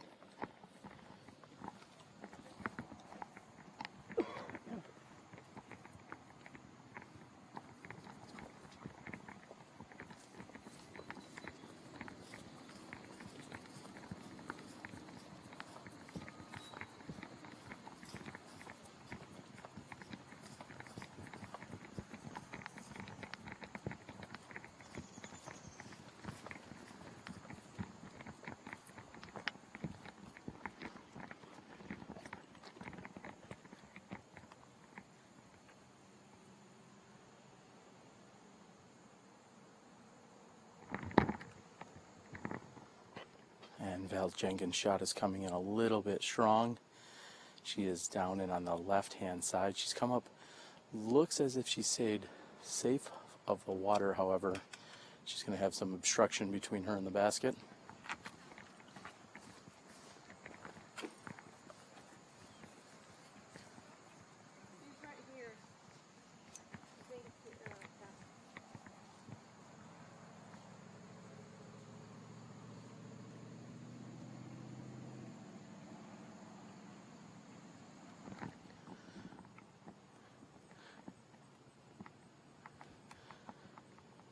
Katrina getting just the right sound in her ears as she's lining up here. This will be her 3rd shot here on the par 4, hole number 1. Looks like she may be challenged with a somewhat awkward stance here. She's clearing up some debris.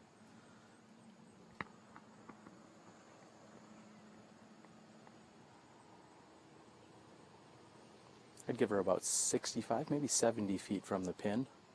Pin sitting on a sloped green and just up and over the pin. Very nice attempt there by Katrina Allen. This is Jessica Weese. Jessica's going to be forced with a layup from here if she does anything but that. I'd be very surprised.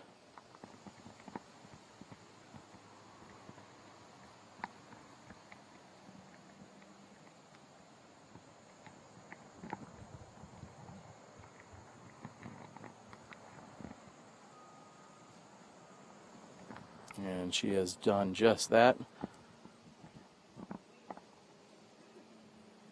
Not only did she have to give it the right speed, but of course the right angle as well, so it wouldn't get up and roll on her.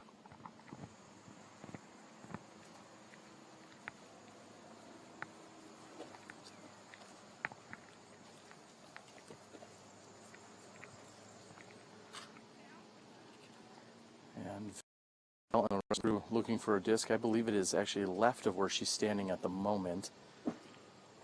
She's making her way down toward the water's edge. And from what I recall watching the disc come in, I think that she is left somewhere between where her and Ragna are, would be my guess.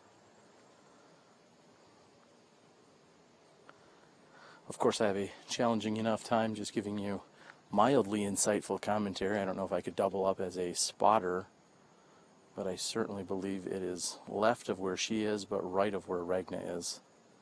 Somewhere between the two of them.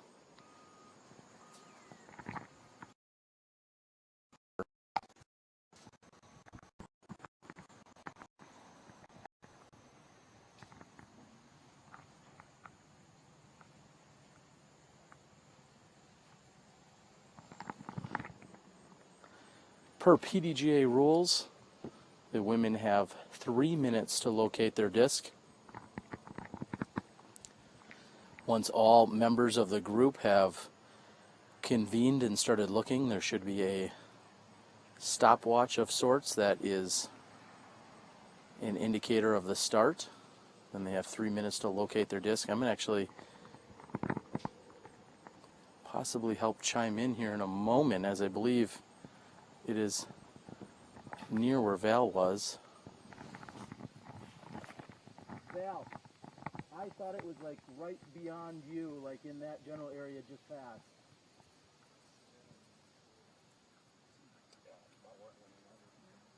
I thought it was right around where you're at, is what it looked like. And normally I do my best to abstain from interjecting in the group here. However, I could have swore that was exactly, and really none of the group members could see where it was, as she was throwing a blind approach shot from the area. And I had thought she had come up short of the water. However, this is getting to be the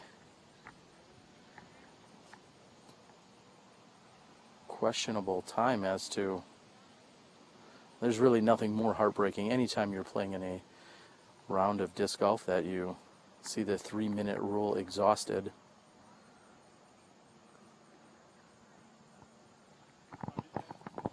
It was Ragna or left. It was definitely not right of Ragna. Yes.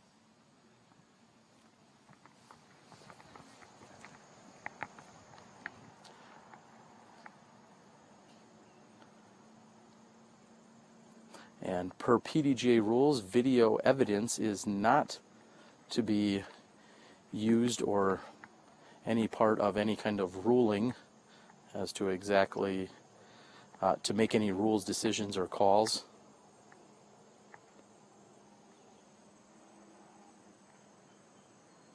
And this is heartbreaking. Anytime, not only do you have to rethrow from where you were last throwing from, but you also incur a penalty stroke.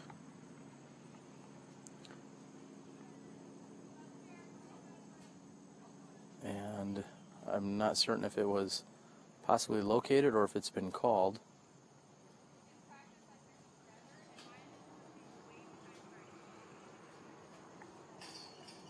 We see Katrina Allen tapping out. I'll admit I'm slightly confused as to what's going on.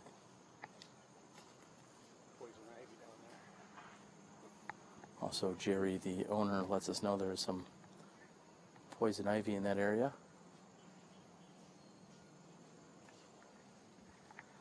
Again, I do apologize. I'm not certain as to what the call or if possibly Val's disc was found. We've seen Katrina Allen tap out. Looks like Ragna is getting into position. I believe Val's disc has been located.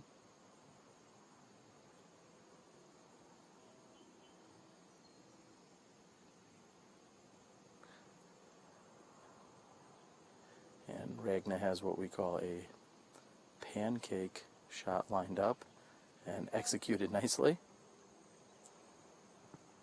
And there is Val's disc. It looks as she was located and short of the water's edge.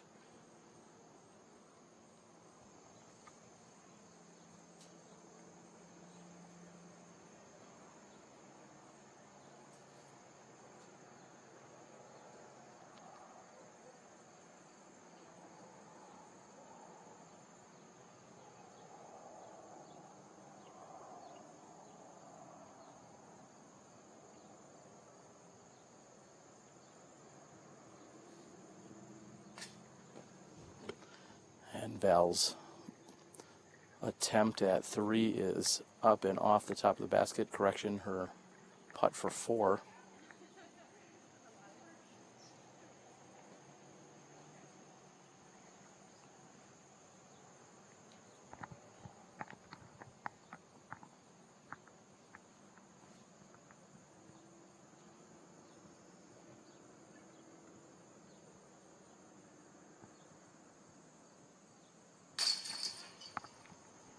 Weese is in.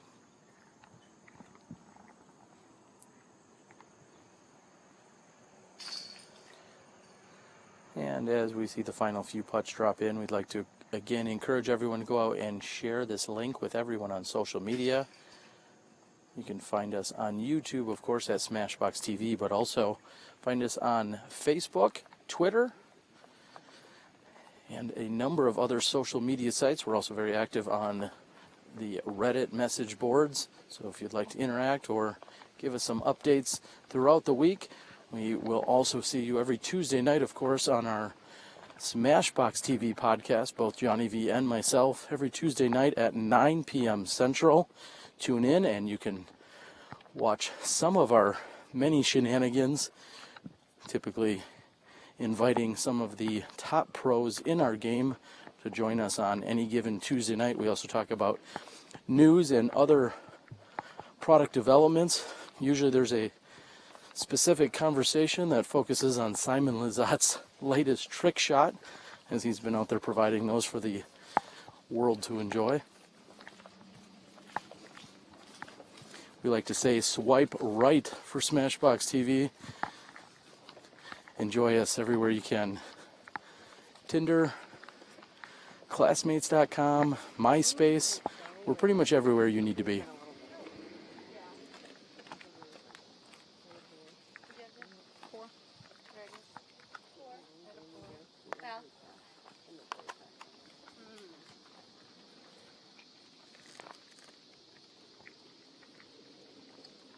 This is the 491-foot hole number 2. We have Katrina Allen on the tee.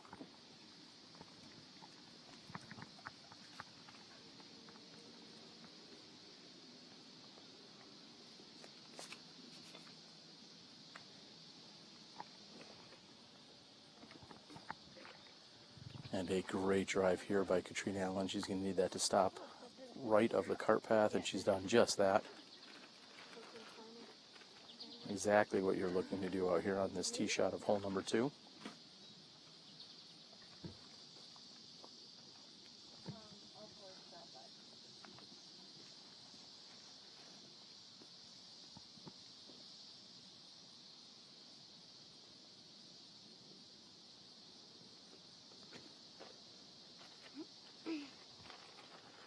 Ragna's drive turning over to the right-hand side.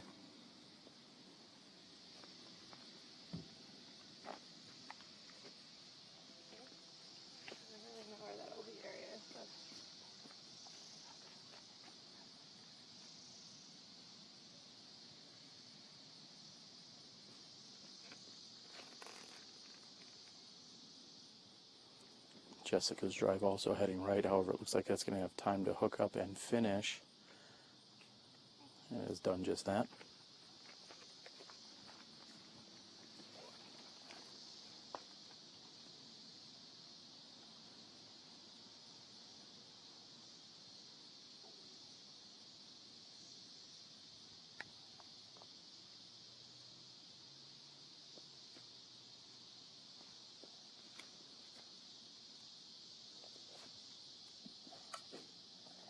And the usual low line drive from Valarie Jenkins. Looks like she may have the furthest drive of the group on that right-hand side. Solid effort here by Valarie Jenkins off the tee on hole number 2.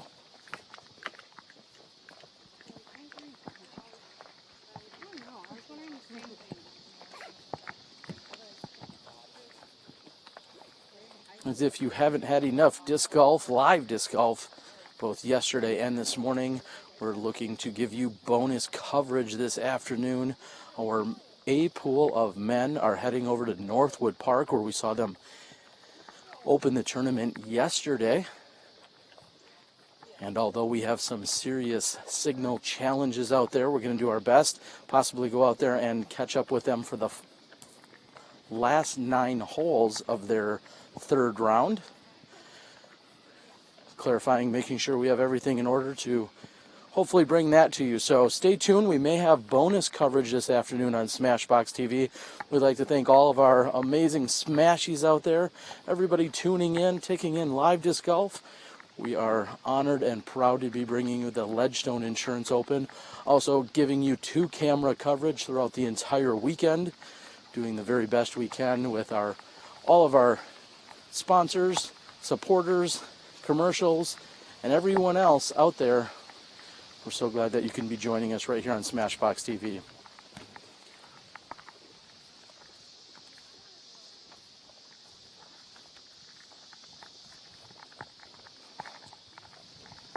The greens and tee areas on this course are considered out of bounds.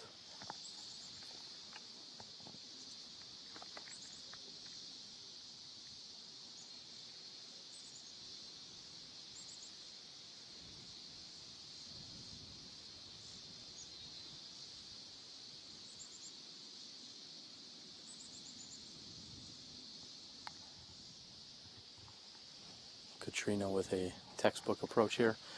All three of the other women had carried over the tee area here on the golf course, all finding themselves still landing in bounds easily. However, it is certainly worth noting any green or tee that's found out here on the course is considered OB for the disc golf tournament.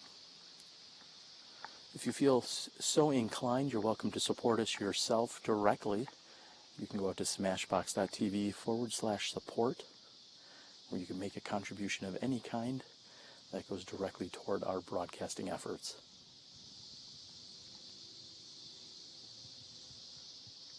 Solid approach by Ragna.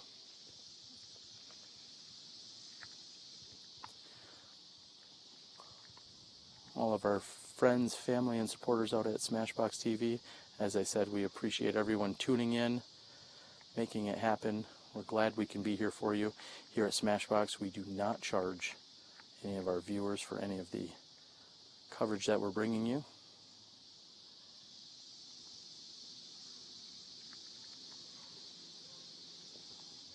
Jessica Weese with a jump putt. She should have an easy tap in from there. Valarie Jenkins looking to do the same.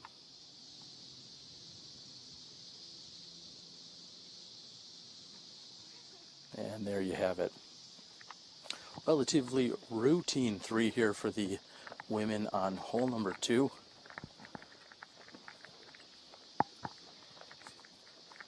Slight overcast skies at the moment. The sun is hidden behind a few of the very mild clouds out here. Very comfortable conditions. Somewhere in the mid-70s at the moment. You can feel anywhere from a 5 to 10 mile per hour wind. Any wind Ragna feels right now is from her right to left side.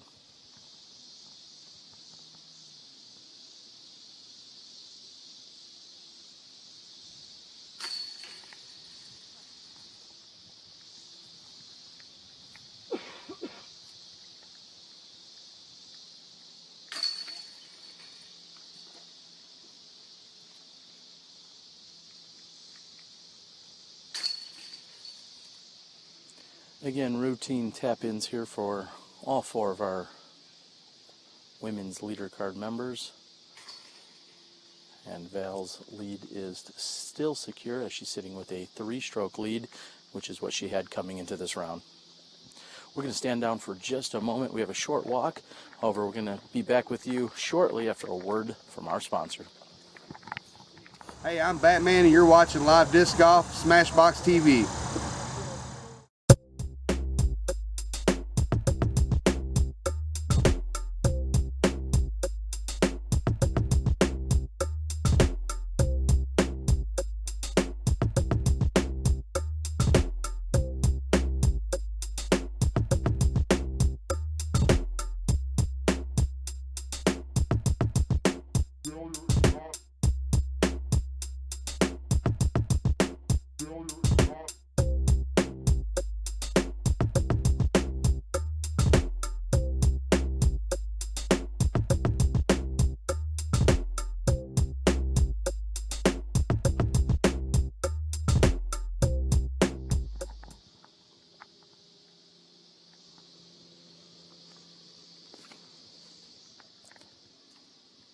And Katrina Allen gets hung up on the left-hand side after her high turnover. I'm always lost.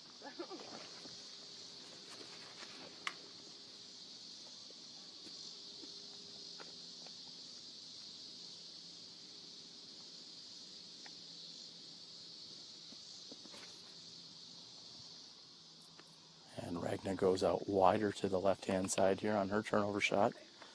However, it's caught edge and is rolling on the Gulf fairway.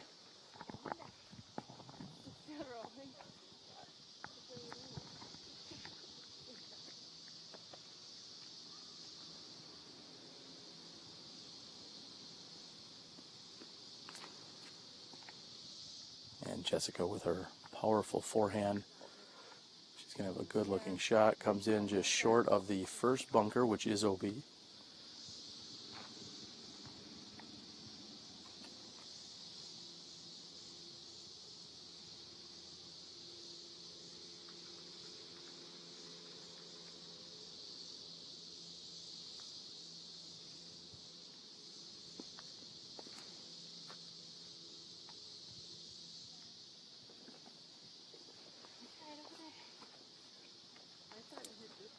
And again, I feel a slight cooling in the air here. Forecast was supposed to be in the mid-80s today. That may reach that this afternoon. However, it is very comfortable at the moment. There is a chance of rain in the forecast for tomorrow's round. Tomorrow we will be at the Lake Eureka temporary course, designed by tournament director himself, Nate Heinold. We know some of our pro men are out there at the moment.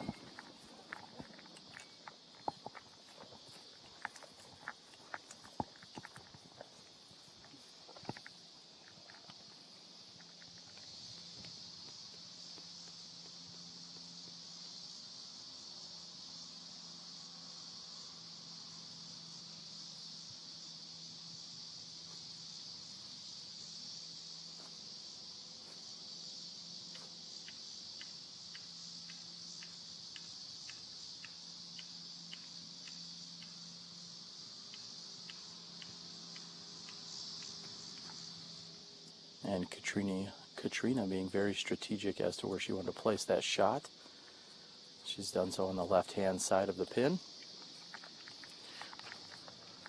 We'd like to send a shout out to anyone out there watching.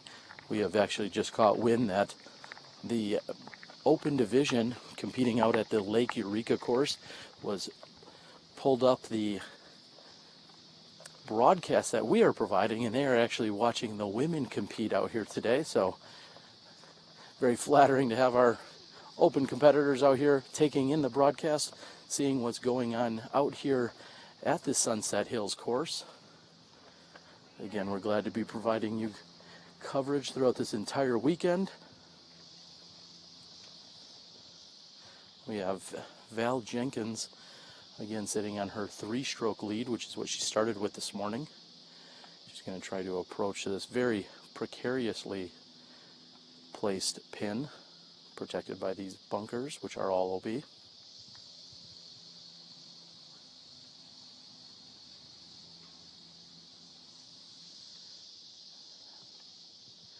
And she has done so nicely.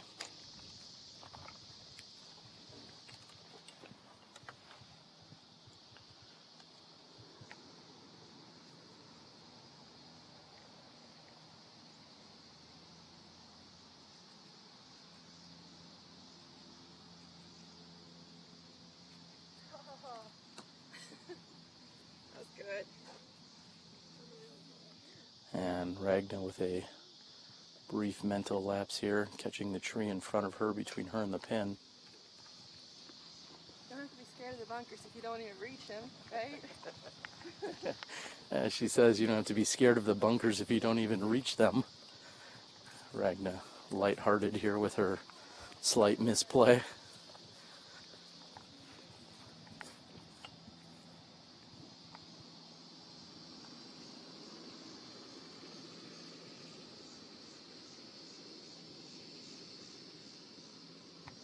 Jessica can be somewhat aggressive with this putt.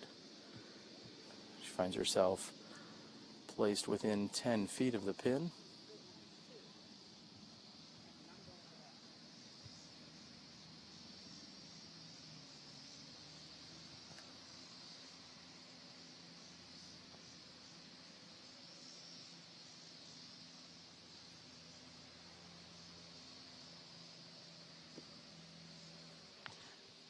And we can tell here on hole number 3 that the course designer very much wanted to make our competitors think as to where they wanted to land when anytime putting on this green.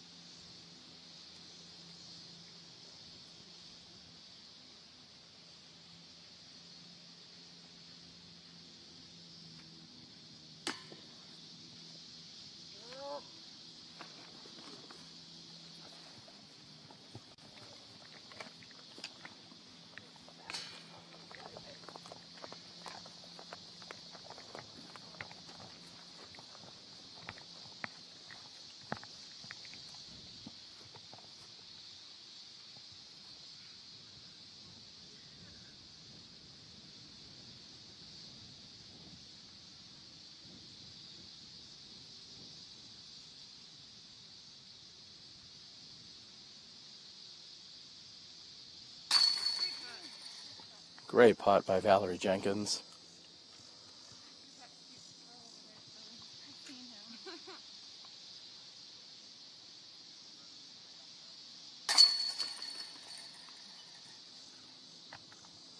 Jessica Weese is in for her 3. Both Ragna and Katrina carting bogey 4s here on hole number 3. I'm going to follow the women over to the very, very good-looking hole number 4. Players and spectators alike have talked about the beauty of this hole. We're excited to present it to you right here on SmashBoxxTV. Again, thanks for tuning in. We're watching second round coverage of our leader card in the women's division.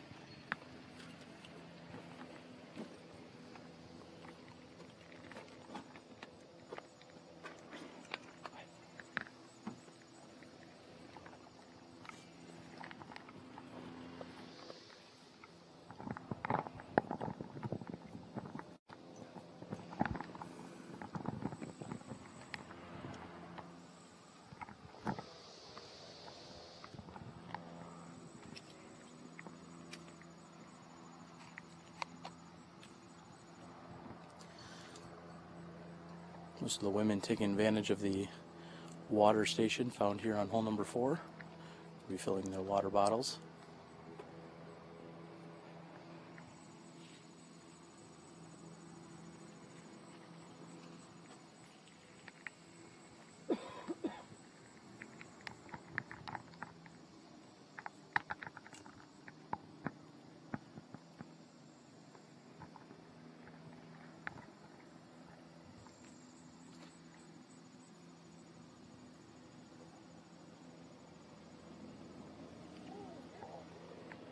And that checks up nicely as it hits the bush on the right-hand side of the pin. Jessica Weese's backhand shot. I believe Valarie Jenkins has a mid-range in her hands.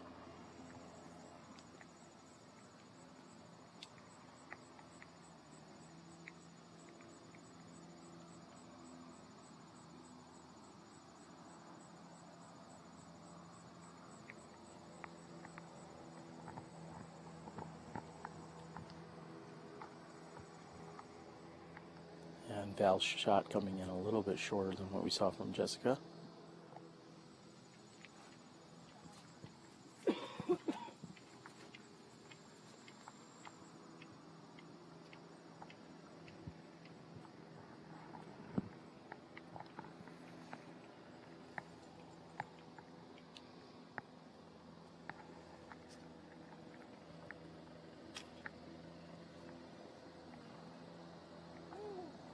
Great shot by Katrina Allen, landing just a few feet short of the pin.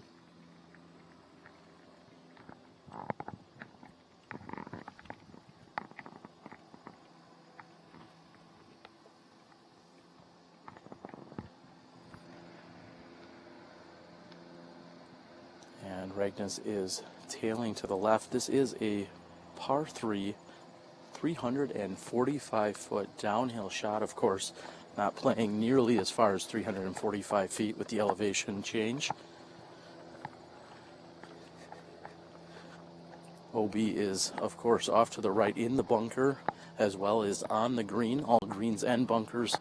Pretty much any time you compete on a traditional ball golf course, whether it's in casual or competitive play at any given disc golf tournament, you're going to usually find both the greens and bunkers OB. That is, of course, the case today. And as one may expect, the water hazard OB for our disc golf competitors as well.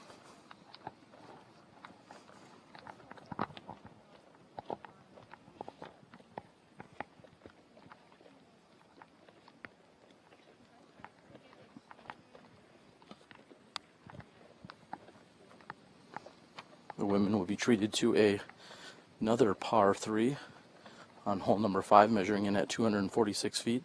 And they will move on to hole 6 after that, which is a par 4, 712-foot hole.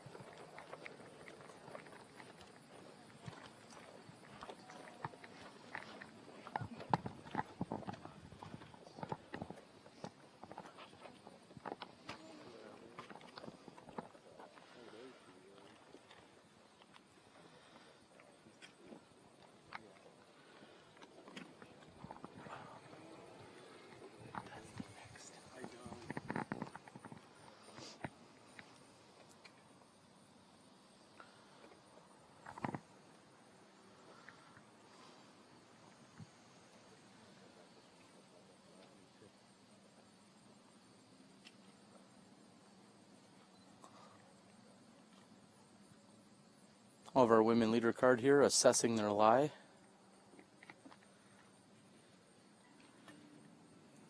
There may be a clarification as to if Val in fact cleared the water or not.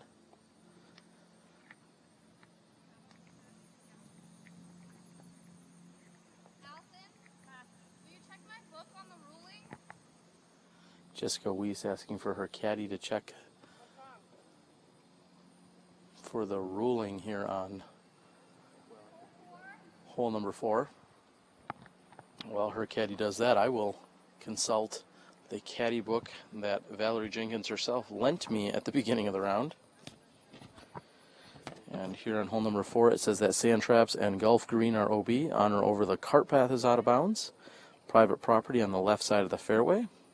And OB, we're marked by stakes. OB green. And then it says, warning, green is OB. Please do not walk on greens.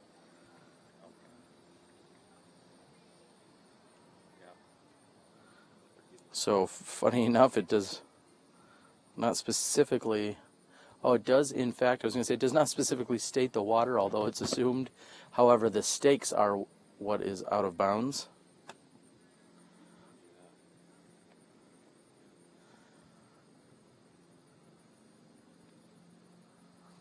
Again, getting a clarification and a spot here for Valarie Jenkins.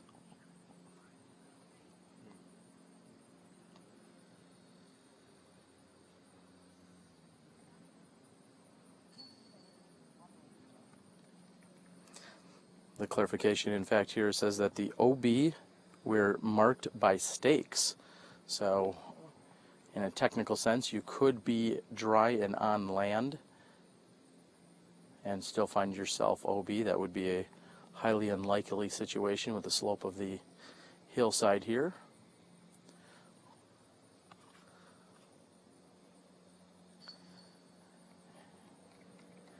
And Val Jenkins needed a little bit more power off of her tee shot. Again, I believe that was a mid-range. That may have been a champion rock that I've seen her throw, which is also a very highly collectible disc.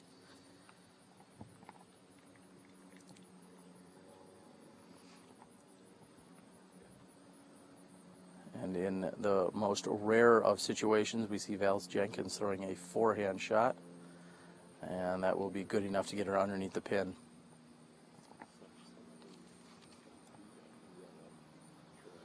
We're going to have to wait a few moments here to clarify. It sounds as if she is not safe off of her tee shot. She was found OB. Regna to putt.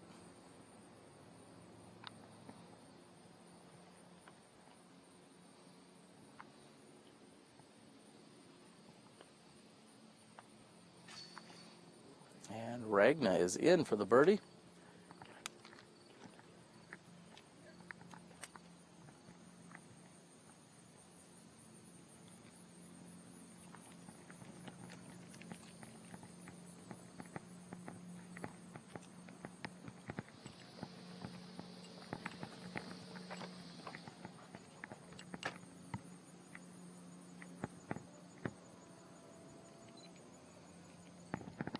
Jessica Weese finding herself inside the protective bushes on the right-hand side of this pin. If I recall on social media earlier in this week, I think she may have aced this hole in practice.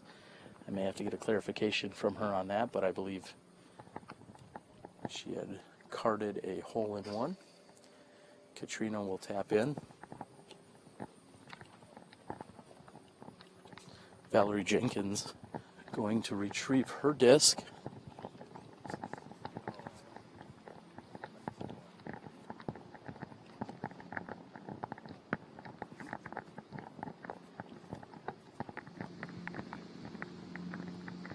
Val working a little harder than she was hoping for here on this fourth hole.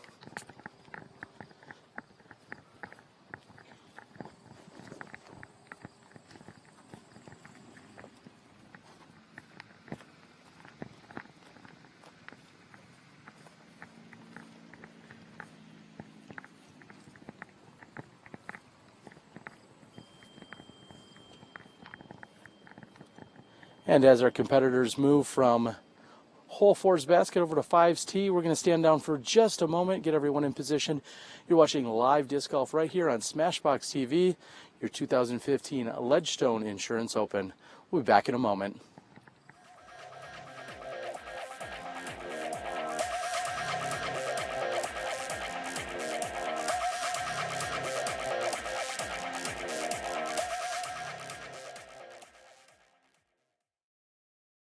Hi, I'm Des Redding, and you're watching live disc golf on SmashBoxxTV. Check it out.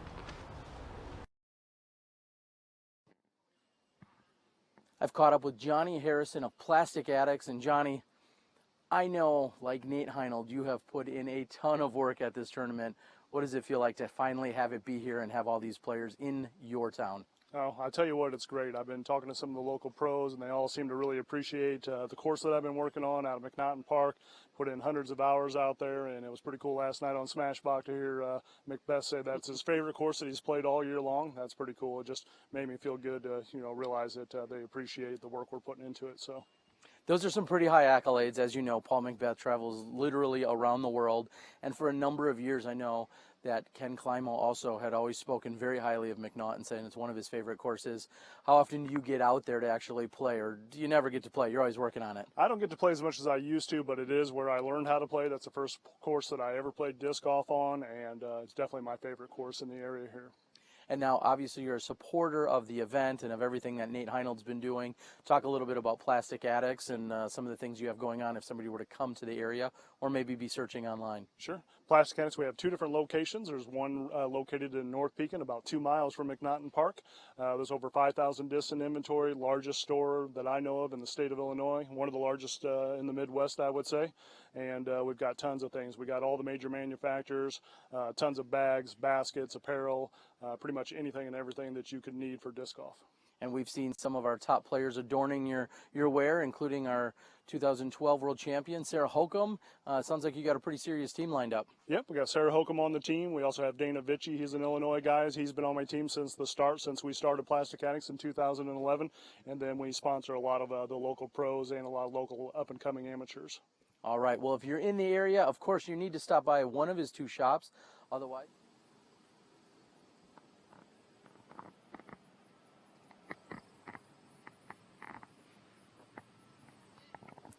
hole 5 measuring in at just 246 feet. Of course, coming up short, we'll find you in the first pond on the left-hand side of the pin, also an OB pond.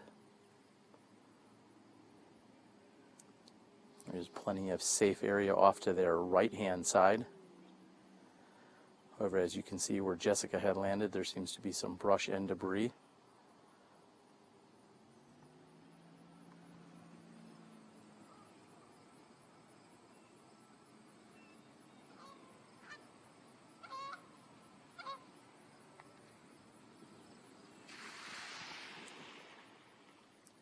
And Katrina not giving it as much power as needed here.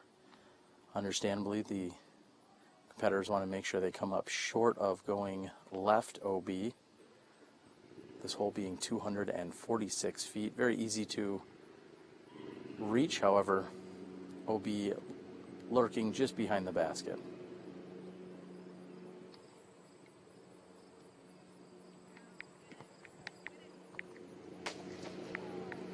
And going just high and right of the pin and finding herself OB is Ragna Bygde Lewis.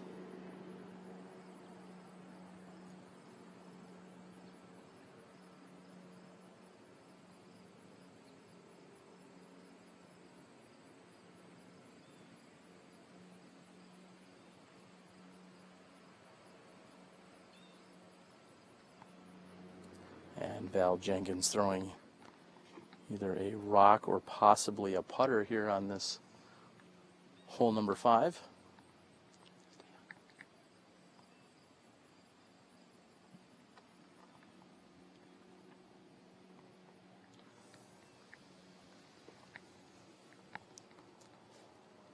As the women are heading down the fairway, I am here and caught up with our amazing photographer in Lauren Lakeberg. Lauren, I was talking about you earlier. Everybody loves your photos. Where can they check them out from this weekend? You can check on pdga.com, and it should also be on the Flickr page. On the Flickr page. Now, you are an Illinois resident, so you're familiar with some of these courses, and obviously you know all of our top pros. Give everyone out there a quick photography tip. Just remove all background if you can. No, keep it clean. There you go. Sorry. No, that makes perfect sense. Action is nice. Yeah, no, she's got it. Sorry, I put you a little bit on the spot, but Lauren has been out here. She's been shooting footage for the PDGA. She's been doing so many amazing things, and everybody's excited to see your photos. So thanks for what you're doing. Thank you, Terry. All right, and we're going to get back to the action here.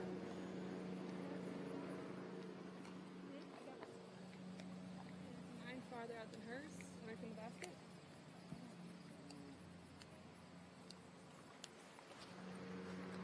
Lauren offering Ragna a spot as to where she was last in bounds. Where it went out? Yeah. Okay. Did you say here? Yeah. So am I out? Val and then me and then Ragna, or where are you at? I'm right here. Oh.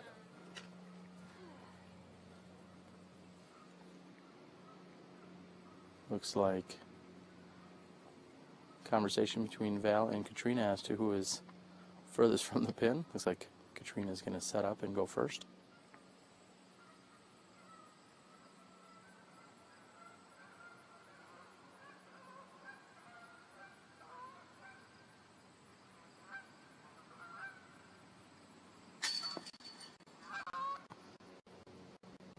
And a missed birdie putt here by Katrina Allen. Valarie Jenkins is going to have a little bit of work to do. As you're seeing some of the geese get a little bit rowdy here. Valarie Jenkins is going to have some light landscaping and brush removal or work to do here, finding herself positioned in amongst some of the debris found on the right-hand side of the pin. Of course, trying to take a stance that will disrupt any of this debris. Anytime you find sticks or branches or debris, both dead and detached, and they are impeding your lie, you're able to move them. Val asking for a little help in a, of course, a joking fashion. Val is just outside circle's edge, probably looking at 35, maybe 40 feet here. With her higher loft putt, I wouldn't really anticipate that the water behind her should come into bounds. She's got quite a bit of distance between the back of the basket and the water's edge. She's going to be running at this, looking for another birdie.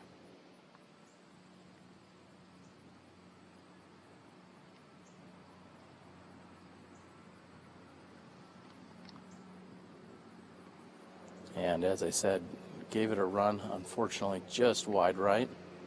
This will be Ragna for her penalty 3.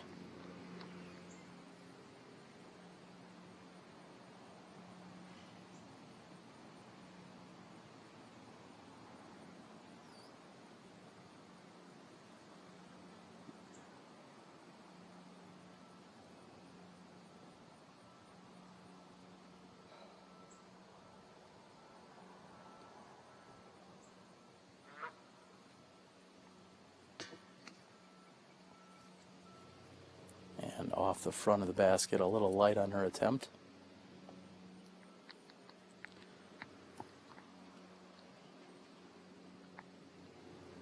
Jessica, the 4th woman to putt here. She has a birdie attempt. Approximately 30 feet from the pin.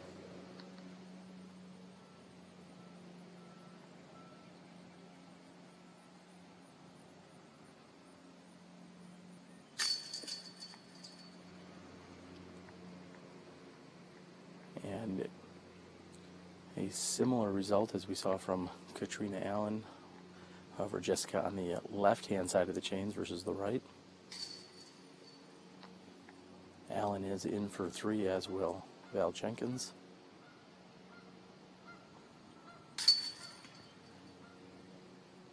Weese for 3 and Ragna for a penalty 4. That is 246-foot hole number 5. We're going to move over to the par 4 hole number 6. We're going to be back with you in just a few moments after a word from our sponsors.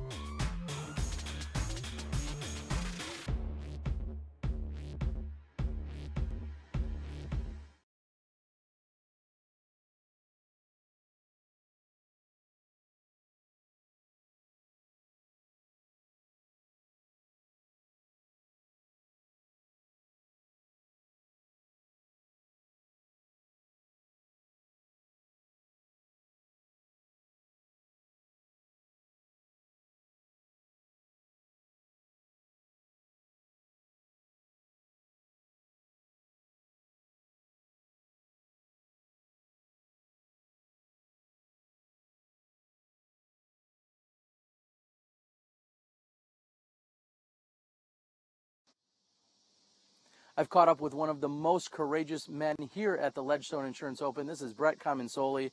And Brett, I call you courageous because you're carrying Dave Fehlberg's massive disc golf bag. Looks like you're built for it. You ready? Yeah, you all geared up? I'm beasted up. I'm ready to go over Fehlberg. He's got a, that huge bag, and I'm excited. He was looking for a caddy. Injured right now, and I'm excited because I'm hoping he can get the lead card and see some of the top players in the world here in Illinois. Well, Dave and I go a long way back, and I am constantly ribbing him and giving him a hard time about how many discs he carries, and here you are, the guy that's going to take them around for the weekend. You've been playing. You used to be the state coordinator in Illinois. You're a seasoned tournament player. Can you really just sit there and watch the play? Is it going to be hard not to interject anything? I mean, you know these courses. No, it's going to be really tough, but I do plan on trying to keep as quiet as I can and let Dave do the work. He's a phenomenal player, and he's logged some serious rounds out here. I've talked to him, and he's ready to go. All right, we're excited. Now, again, you know these courses probably as well as anyone else. Do you have any scores?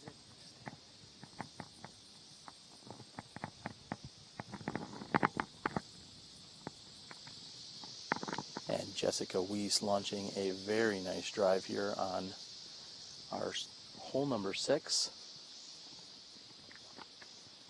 Hole 6 is a par 4, measuring in at 712 feet. I'm not sure I have enough time to list all of the various OB on this hole, as there is quite a bit of it. A very challenging hole here.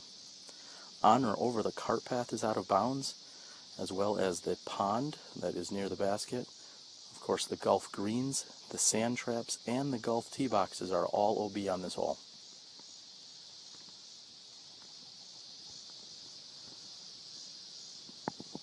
An absolute crush there by Katrina Allen. Very nice shot.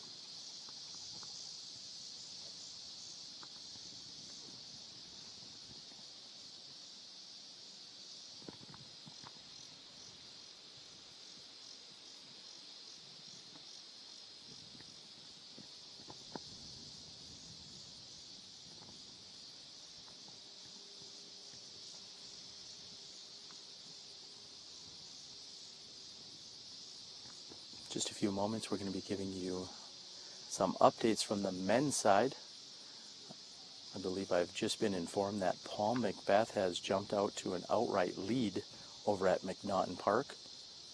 McBeth 3 strokes down going into this morning's round. He also talked earlier in the week on our SmashBoxxTV podcast saying that McNaughton is one of the favorite courses he's ever played. Some very high accolades from our now 4-time reigning world champion. Valarie Jenkins taking some time on the tee. I think she's waiting for the second card, including Holly Finley, to possibly move out of her distraction zone, so to speak. Again, Paul McBeth with a 1-stroke lead. Johnny McRae sitting in second at the moment. Our A pool had moved over to McNaughton Park, as I mentioned earlier. McNaughton just a little worse than old school dial-up in terms of its uploading capacities and signals, so not a place for live disc golf coverage to be happening. We are more than ecstatic to be out here, though, following our leader card of women at Sunset Hills.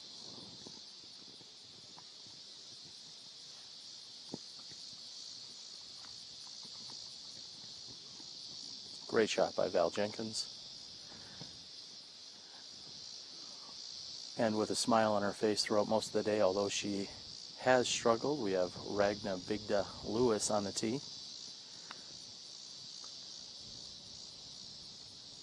I've seen Ragna play a number of times, and it seems as if she's just slightly off her game here today.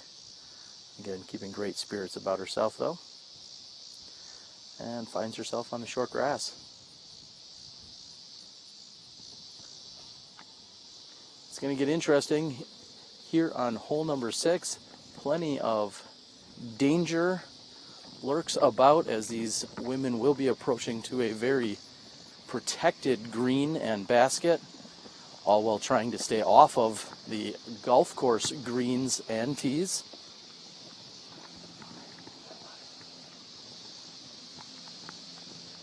As we move down the fairway, we'd also like to send a huge shout out to all of our amazing staff and crew. Believe it or not, we're making this broadcast happen with just 4 total people. We have Joe Height on the camera. We also have Gary to the O on camera. Myself, just a babbling, talking head. And then Johnny V back at the controls. So 4 of us here on SmashBoxxTV bringing you this live 2-camera action throughout the entire weekend. We're glad to be here, and we are glad you are tuned in right here on SmashBoxx.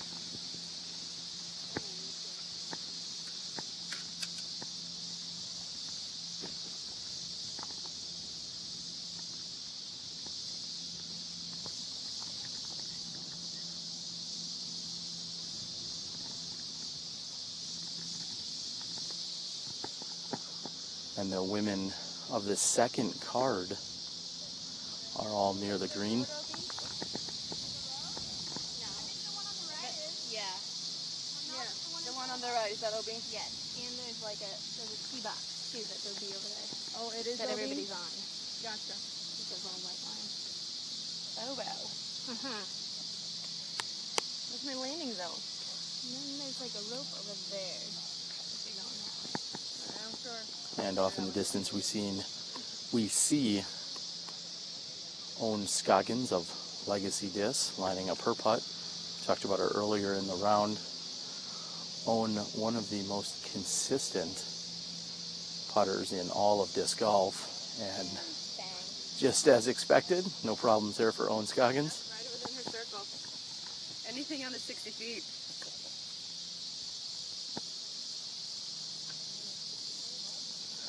As Ragnar says, anything inside 60 feet is within Owen's putting range.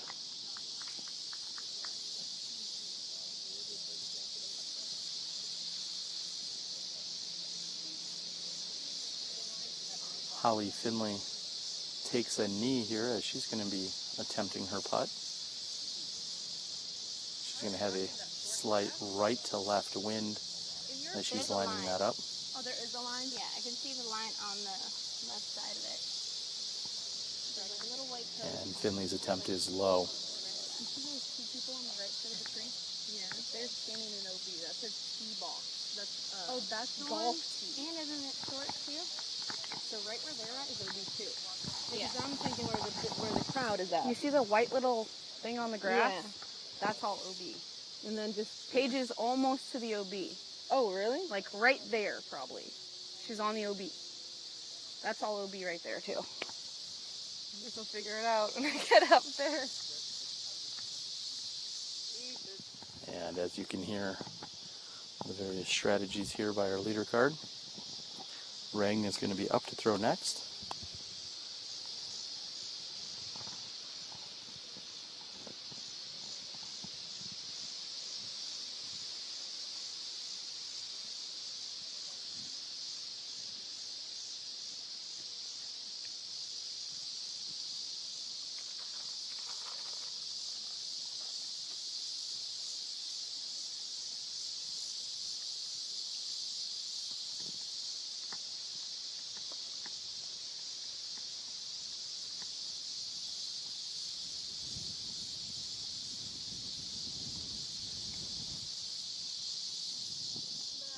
And with a slight tailwind, we see Ragnar's shot moving from right to left and lands very nicely. She's found herself inbounds.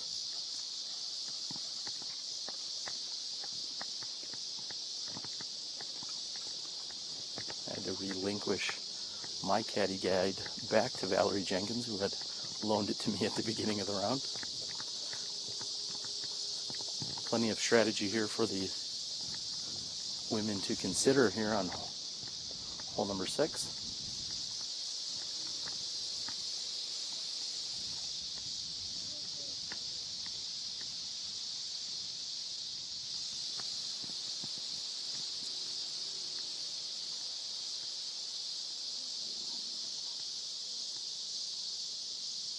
Jessica consulting her caddy.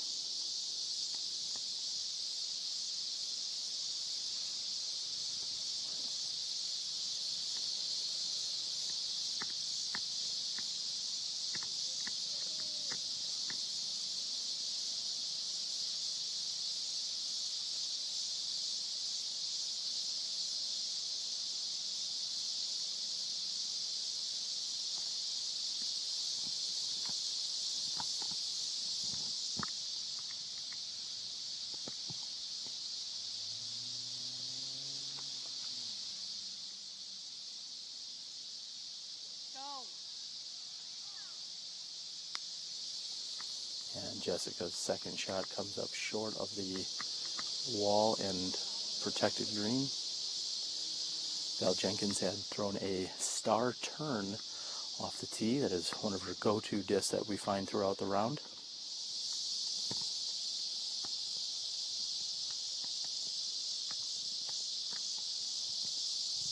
So he's reaching for a pair of drivers. We'll see how she's going to attack the pin from here.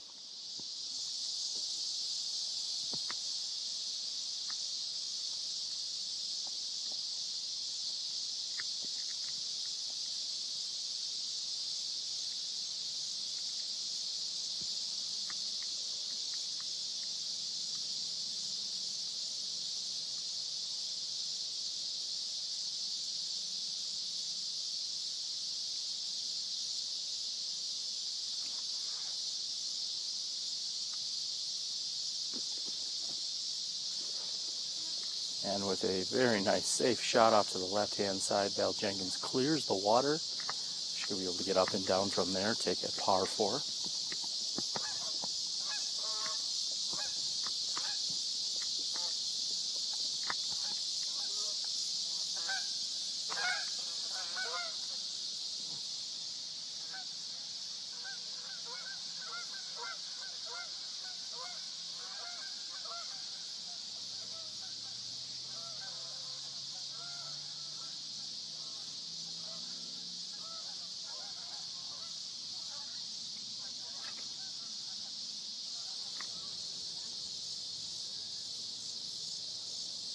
And Katrina Allen with a great shot here, just left of the pin. She's going to have a good look at a birdie 3 from that position.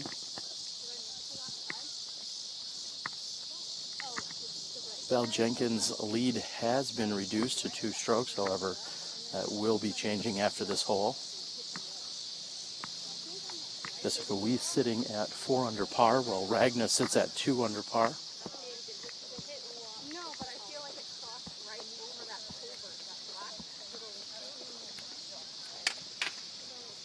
Jessica has thrown in the water. She'll have to get a spot as to exactly where she's placed.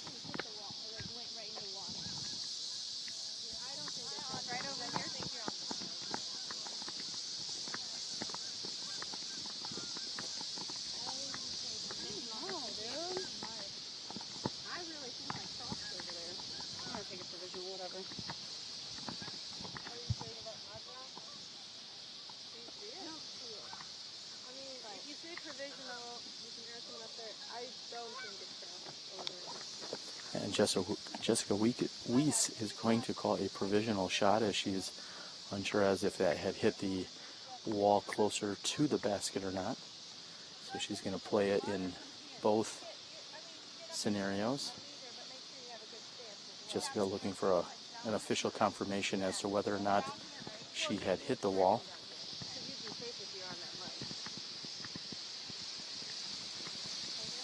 Yeah, you can even go back a little bit. That's not quite a meter. Just where you're comfortable. Jessica giving herself a lie here.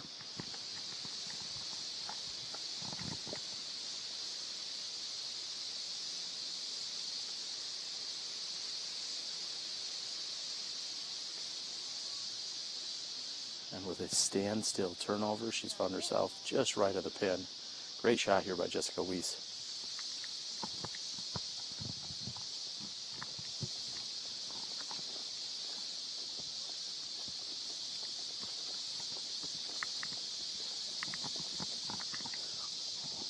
Also being updated that Paige Pierce has been on a tear here this round. She is actually just sitting 1 stroke behind Valarie Jenkins at the moment.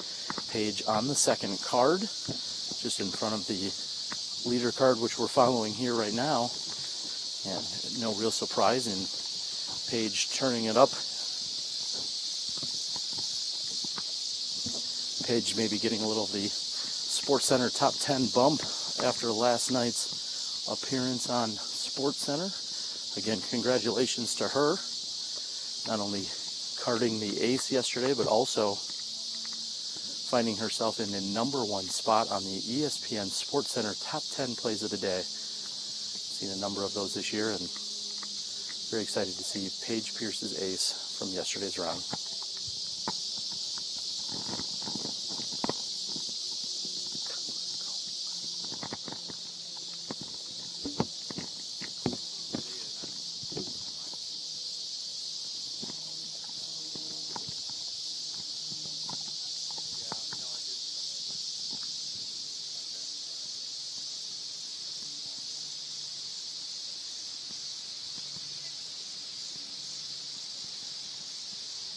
Ragna confirming that she is next to throw. Jessica Weese consulting the spotter that was closer to the pin. And Ragna has a very unfortunate unforced error there. Just simply did not throw it hard enough. She came up short of the wall, finds herself out of bounds on this relatively short approach shot. She's going to be able to move forward closer to the pin. She'll throw from where she was last in bounds, so you'll see she's moved approximately 30 feet closer. However, that was a very unforced error there by Ragna.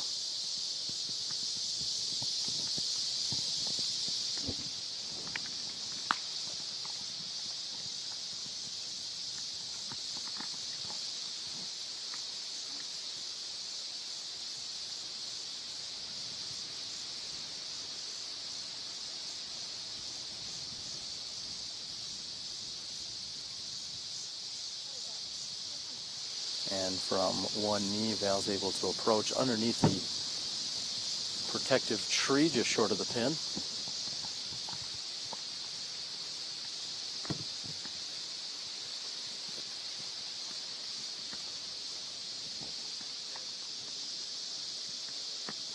And Katrina is left with approximately 30 feet, maybe just inside that, here for her birdie opportunity on hole number 6.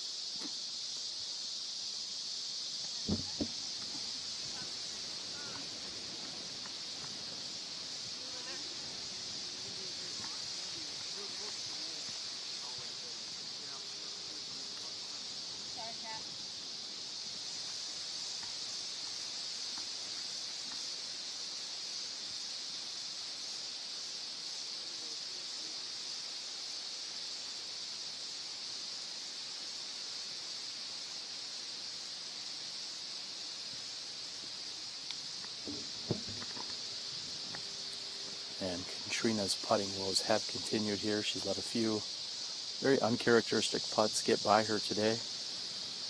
There she had come in wide right of the pin. She's going to take her full 1 meter relief from the wall.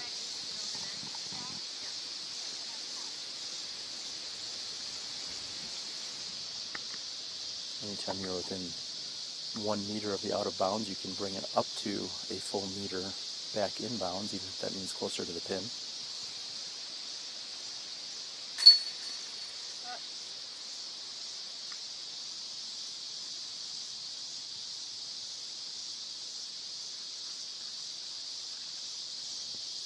Ragna going to her birdie bag for a little better grip here on her putt.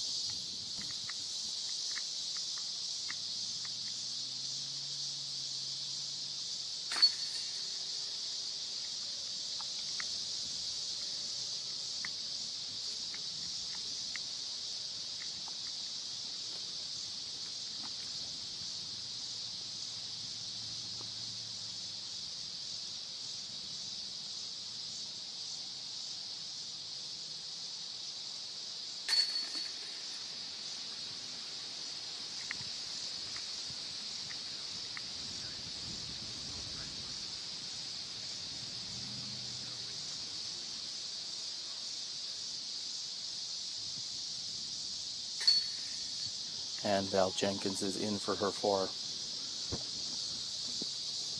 We're going to follow the women here on a brief walk over to the tee of hole number 7. In the meantime, I'd like to give you a few updates as to what we're looking at on hole number 7. It is a par 3, 341 feet. Water OB as well as the tee box from the golf course.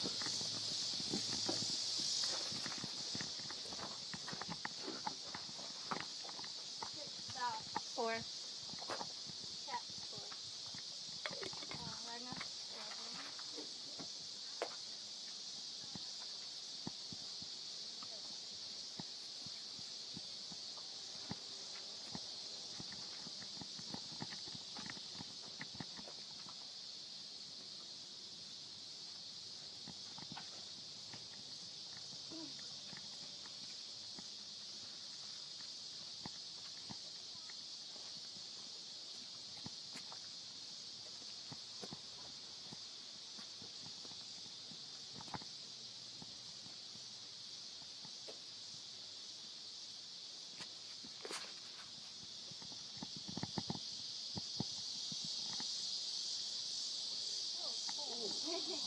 And Katrina with a nice right to left shot, just missing the basket here on this 341-foot par 3.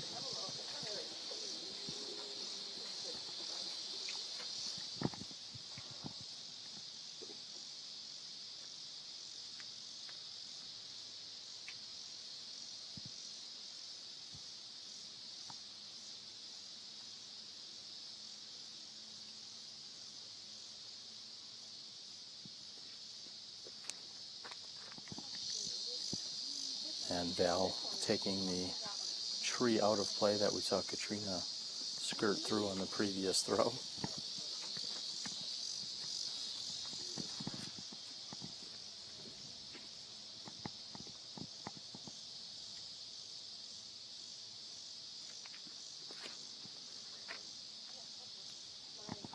And a very nice low line drive here by Jessica Weese. Ragna fourth to tee.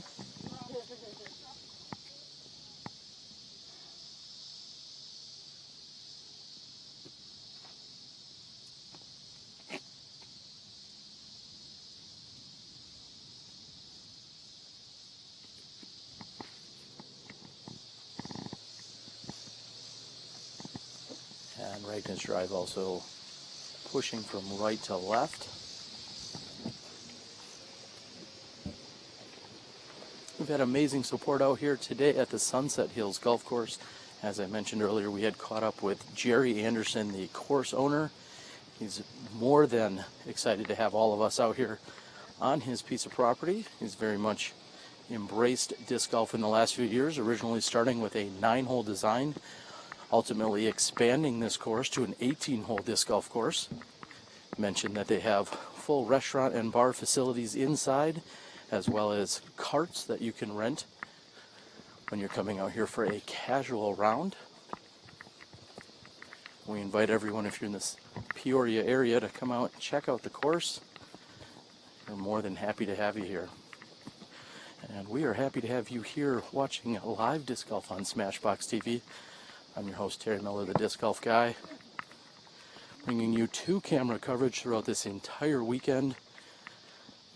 Got Joe Height on the catch cam, Gary to the O here, tethered to myself, Terry Miller, the Disc Golf Guy, and Johnny V back at the controls.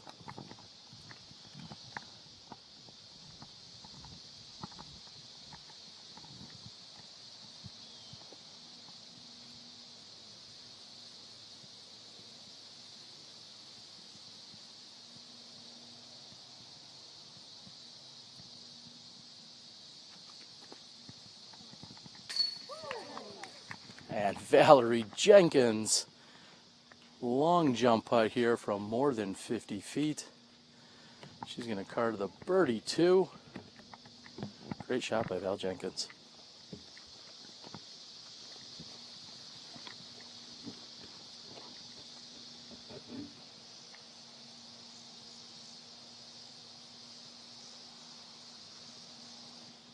Ragna's attempt is short. And in other late-breaking news, we have just also been notified that via PDGA Live, sounds as if Dustin Keegan has possibly broken his hand, or at least severely injured it, maybe pulling out of the tournament. That is a result of a swing through motion while making a throw.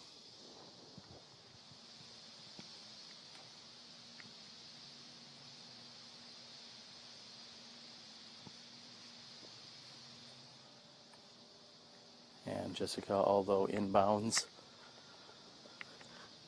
will be taking a par here.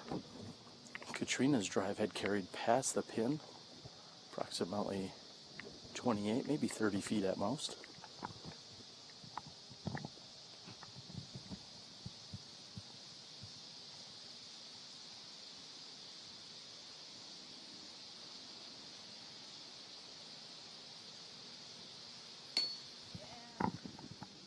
Again, Katrina's putting stroke just a bit off here today.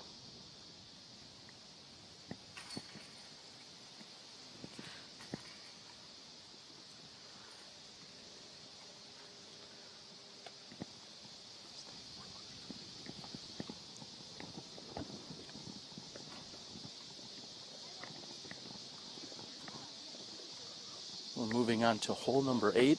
Just 4 holes remaining here in this round. Again, if you want to see more coverage this afternoon, just give us a little support. Let us know. We are hoping to head out to the Morton course, otherwise known as Northwood, where we saw our competitors open their round yesterday. We are challenged by signal quality on holes 4 through 9. We may pick up with our leader card on the 10th hole and follow them on 10 through 18. That was not originally in the plans, but if we've got a great battle going on and we can make it happen, that's exactly what we'd like to do here on SmashBoxx.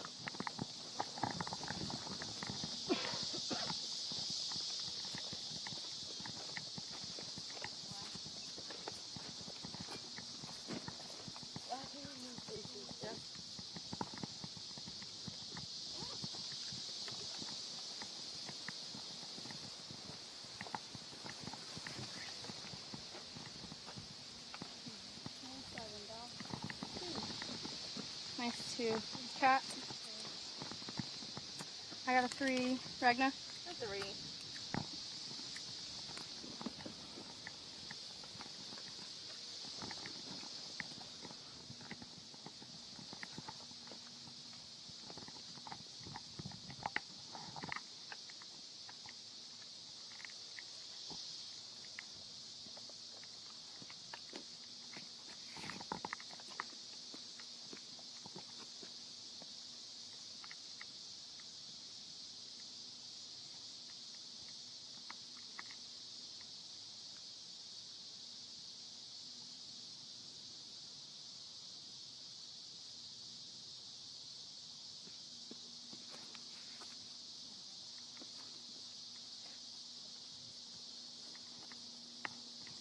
Hole 8 measures in at 307 feet.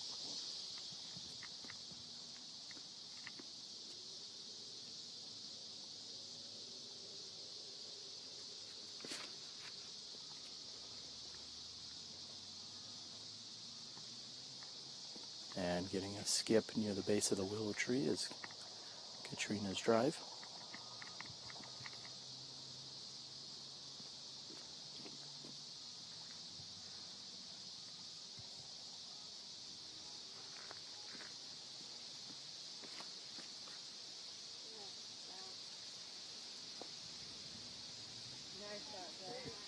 And flirting with the overhanging willow branches is Jessica Weese's forehand.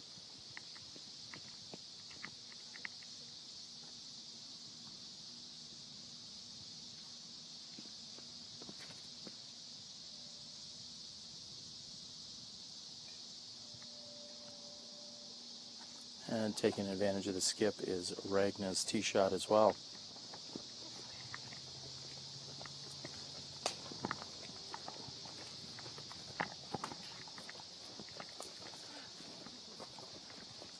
And the cloud cover continues out here at the Sunset Hills course. Still very mild temperatures, feeling a light 5 to 10 mile per hour wind here. We know that our MPO A pool, those are our top scorers from yesterday, are out at the McNaughton course. Again, we had learned that Paul Macbeth had moved into the lead. We'll be able to give you some more scoring updates as to what is happening over on that course in just a few moments. We're also hearing of Paige Pierce shooting very well out here from the second card. She may find herself on the women's leader card here for the third round, which the women will play this afternoon.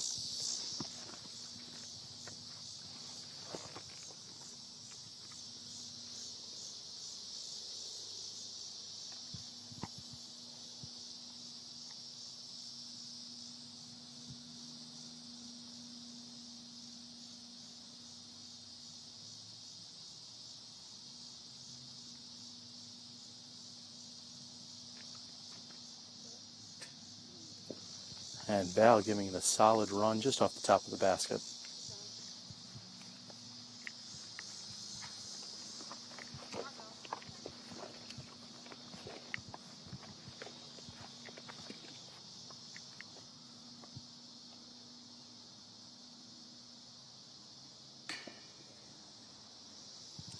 short for Alan.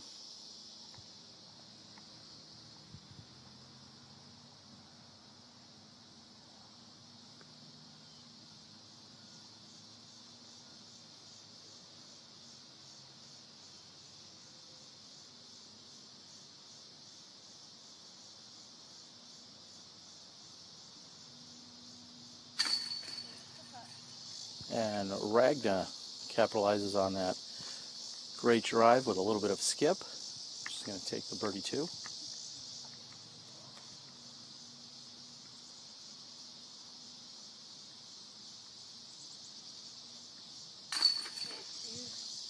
Jessica Weese for easy cleanup on this 307-foot hole. Both Valarie and Katrina lining up for their pars.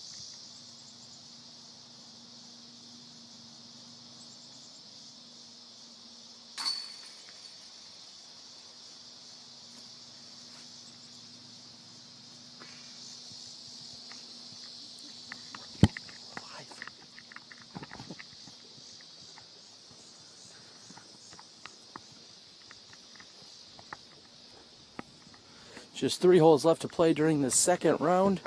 We're glad that you've been here and tuned in to SmashBoxxTV. As we said earlier, the women had started on hole number 12. They will play all 18 holes, finishing up on hole 11. We hope to see you again this afternoon as we plan to bring you the final 9 holes of the third round during the Open Division A pool. That'll be taking place over at Northwood Park.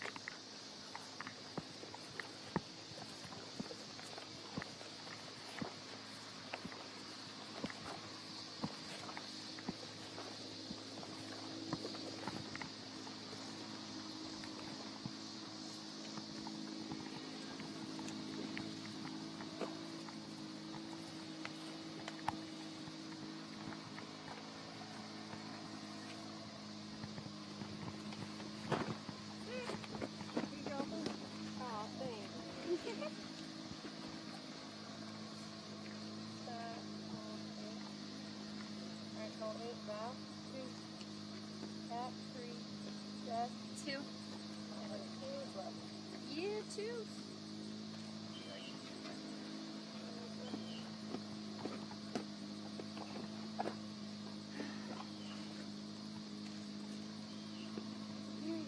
I had a 7 a little while back, so I don't think it's me. That's right. No.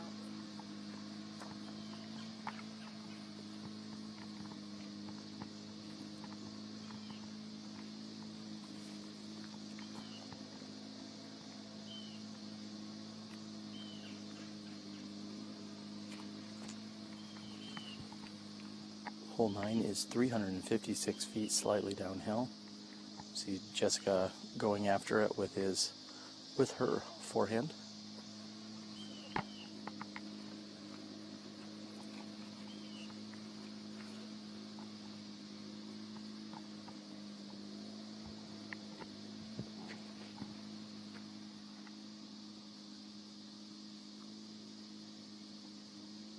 A nice pull through there by Ragna. Looking for a little bit more turn on that.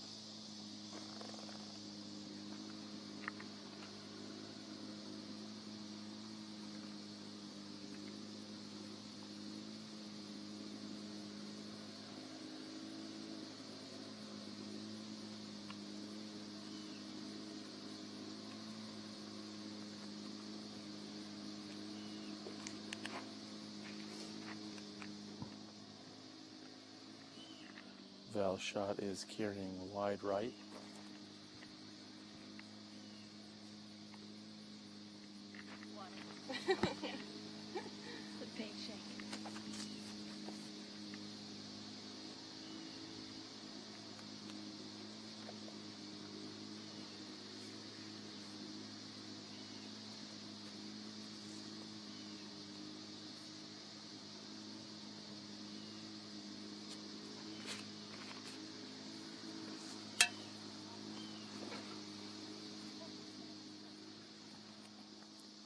And Katrina maybe second guessing some of her footing.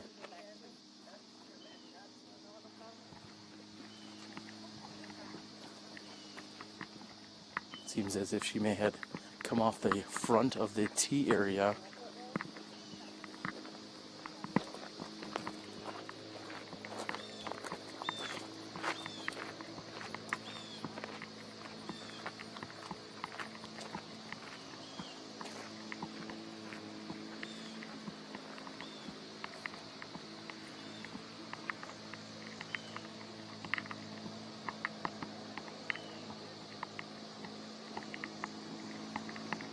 Off in the distance, we can hear one of our neighbors to the golf course.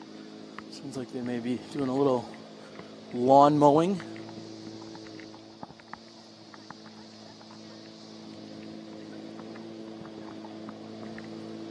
Also just catching wind, again, more updates from the other course, that Ricky Wysocki karting back-to-back eagles out at McNaughton Park.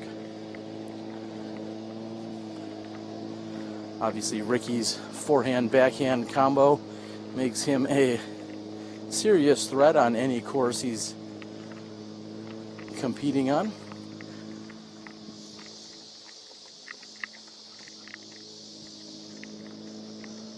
Gonna clarify as to exactly where Valarie Jenkins may have carried herself out of bounds. If I understood the conversation from the tee, I believe that Katrina Allen was possibly hoping that one of her card mates may have called her on her slip. She had slipped on the tee and then possibly fallen off the front of the tee, which would result in a foot fault. However, I think she seemed a little bit perturbed or frustrated that maybe no one else on her card either saw it or called her on it. Seems as if she had slipped, and that's what cost her a little bit of distance and the disc fading out to the left-hand side.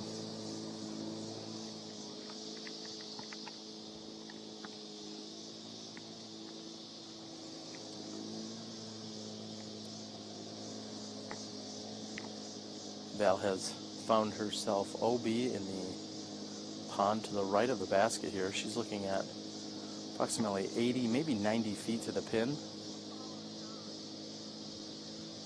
And she has laid up right next to it. She's going to have a tap in for penalty 4. Katrina is left with another putt from approximately circle's edge, referencing that 10-meter circle. Feel as if her putting stroke has just been slightly off today. She's certainly been a little bit frustrated with herself.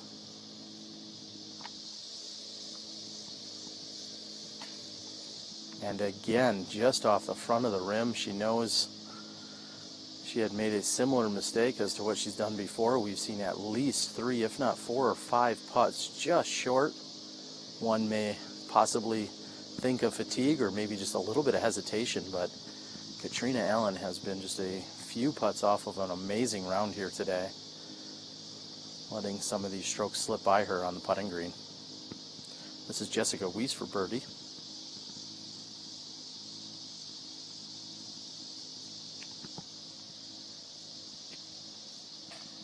And just over the edge of the basket. Jessica's going to be happy with a 2 there. His competitors have just 2 holes to play. Hole number 10, a par 3, 374-foot hole. And hole number 11, a par 3, 266-foot hole.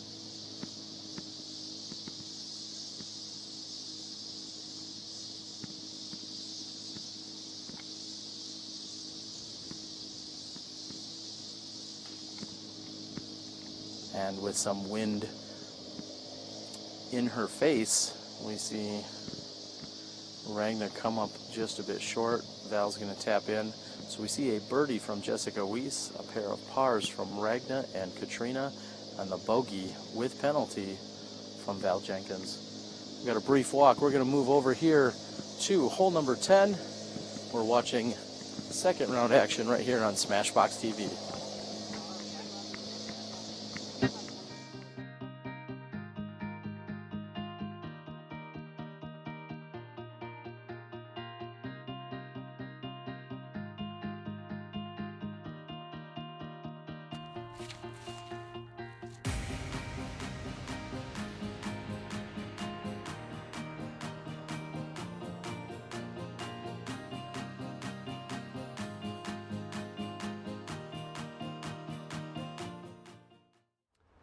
I'm Cale Aviska from Minnesota, and you're watching SmashBoxxTV, baby. Hi, this is Nate Heinel, Tournament Director of the Ledgestone Insurance Open. We'd like to thank our title sponsor this year, Ledgestone Insurance. If you're interested in getting great insurance and you live in Illinois, Wisconsin, or Indiana, give us a call and look us up.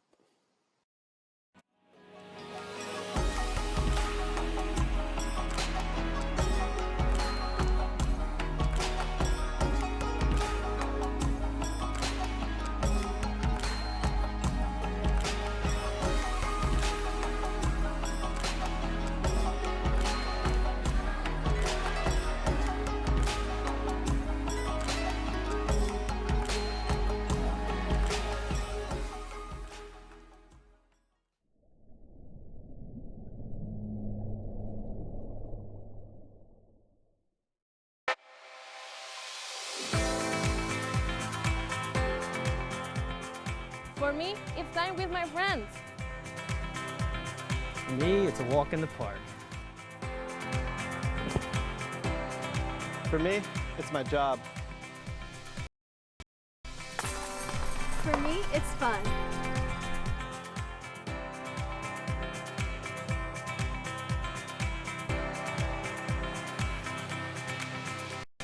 Massive disc golf bag. Looks like you're built for it. You ready? You all geared up? I'm beasted up. I'm ready to go for Feldberg. He's got a, that huge bag, and I'm excited. He was looking for a caddy. Injured right now, and I'm excited because I'm hoping he can get the lead card and see some of the top players in the world here in Illinois. Well, Dave and I go a long way back, and I am constantly ribbing him and giving him a hard time about how disc he carries, and here you are, the guy that's going to take them around for the weekend. You've been playing. You used to be the state coordinator in Illinois. You're a seasoned tournament player. Can you really just sit there and watch the play? Is it going to be hard not to interject anything? I mean, you know these courses. No, it's going to be really tough, but I do plan on trying to keep as quiet as I can and let Dave do the work. He's a phenomenal player, and he's logged some serious rounds out here. I've talked to him, and he's ready to go. All right, we're excited. Now, again, you know these courses probably as well as anyone else. Do you have any scores in mind? Is there anything you'd like to see shot, or is there a score you just don't think someone will get to? I mean, we saw Paul Macbeth was tearing up McNaughton a few days ago in practice. Any other big course scores out here you're looking at? Here at Northwoods, I'm expecting Johnny McRae's record from a few weeks ago to go down. I think it was a 46, I believe. And I think 49 over McNaughton is going to be beat for sure. And who knows out at Lake Eureka? I have a feeling that Dave's going to need some disc in his bag to not go out of bounds and carry some extra plastic. So I'm looking forward to see what actual scores are out there, since that's a fairly new temporary course. So. All right, well, that's Brett Comensoli. He is down here caddying this whole weekend for Dave Feldberg. We're going to wish him and Dave the best of luck. Now let's get back to the action.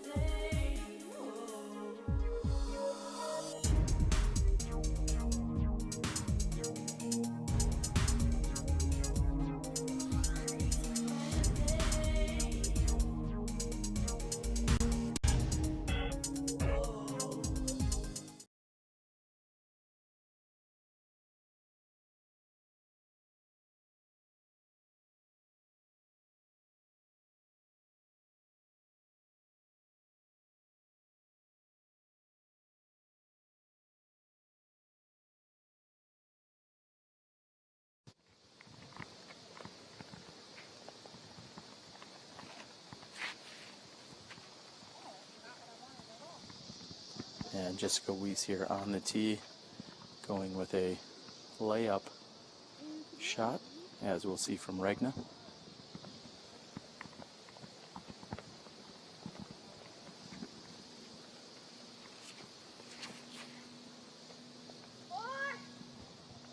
And Regna yelling for us at.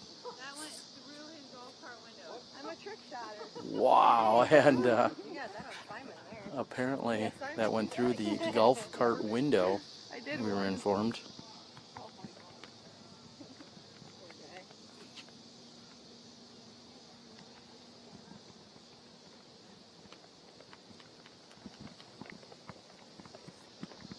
Cat feeling a relatively stiff headwind here. We've seen most of the players all throw putters off the tee. That's the plan. However, Katrina seriously contemplating going after this green, and ultimately opts for the layup with her putter.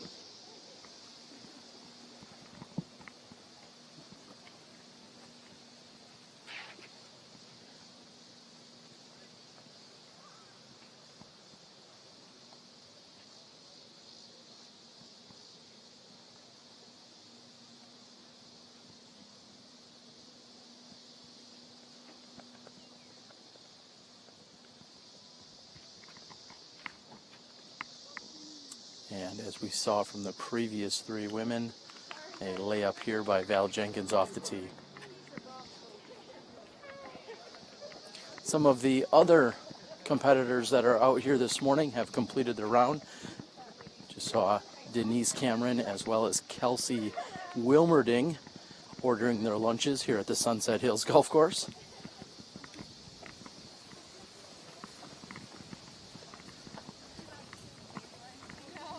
And as we head up to the landing zone where three of our four competitors have landed, we feel a much stiffer wind coming in directly at our 12 o'clock direction.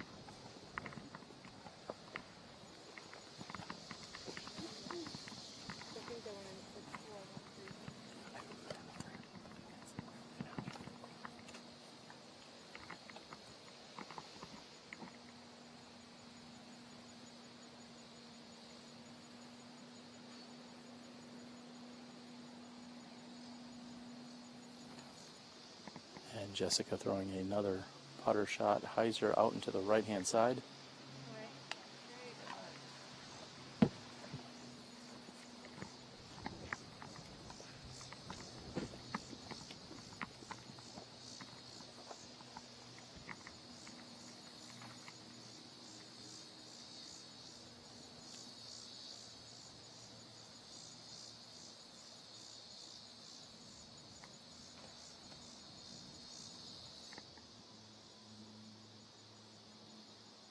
And Katrina with a soft hyzer, finishing left of the pin.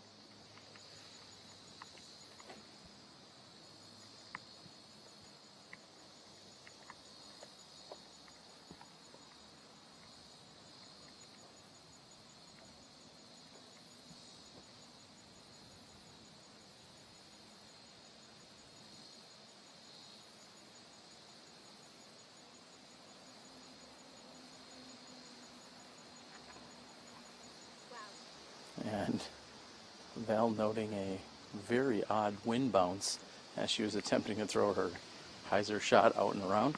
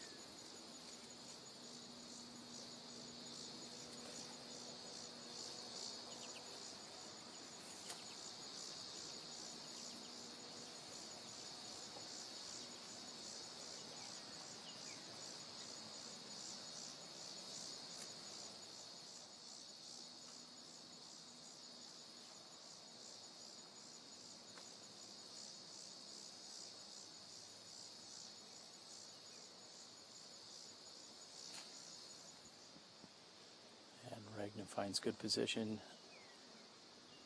and she has carried short and left and found herself OB.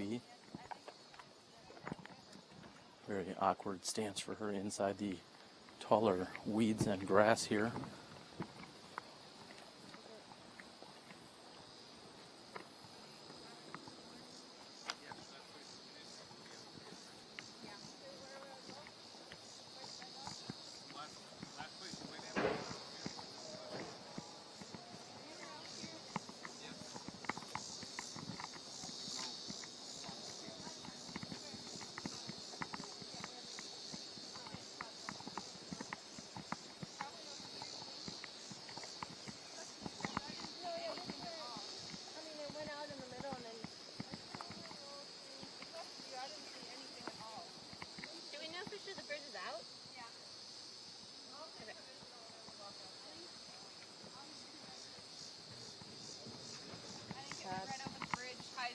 Yeah, I mean, it went over the bridge, but... So then if it went over the bridge...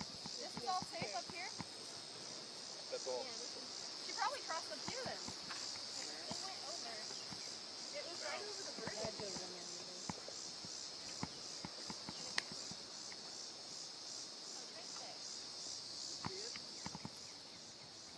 So where are you guys putting the flag? So then... I say the farthest point out here. Like here, is that what you're saying? Yeah.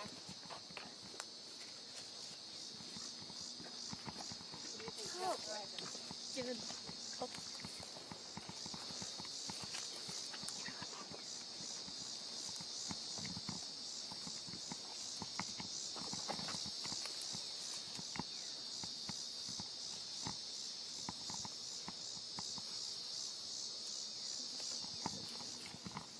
That means the bridge is safe. But she's not on the bridge. I know, but she would have crossed it. But yeah, does it say the bridge is OB? So do you want to play provisional? It says water. Practice green is OB. Alright, yeah, I'll do provisional. Okay.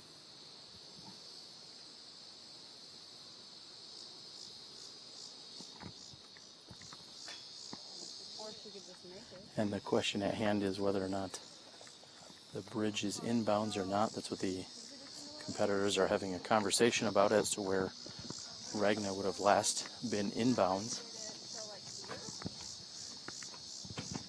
You all good with this? Mm-hmm. So Ragna had thrown a provisional shot from where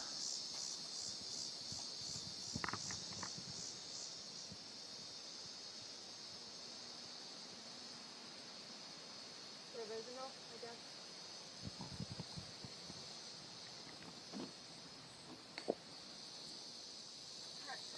and what you just saw there was the players were unsure as to whether or not the bridge itself is inbounds. So Ragna's first shot was with the assumption that the bridge was out of bounds. And the second shot is as if she were inbounds.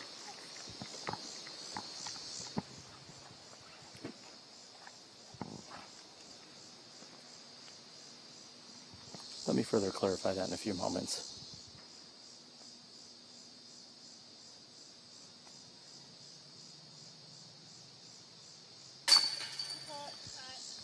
Katrina with an easy 3 here on hole number 10.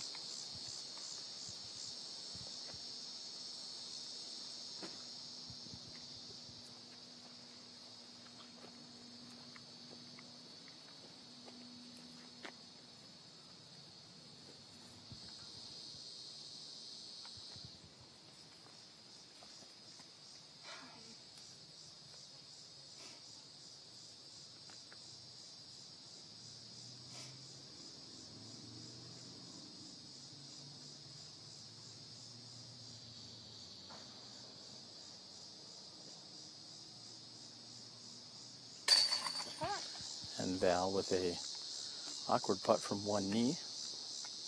No problems for the 3, as will Jessica Weese.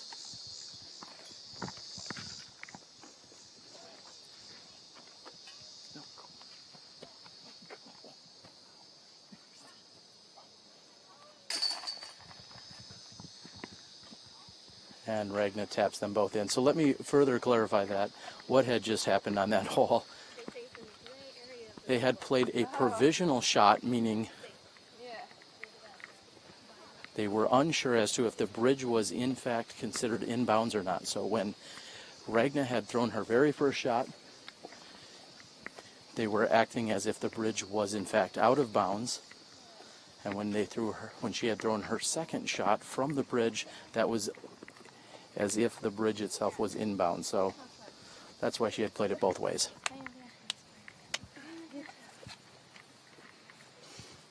I think that makes it a 5 either way. Yeah.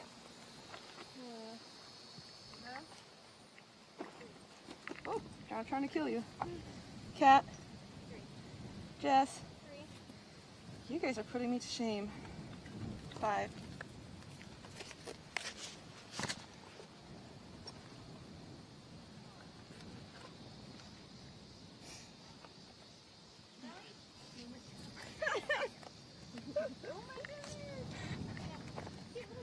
We see again one of the neighboring dogs come over for a visit here on our final hole.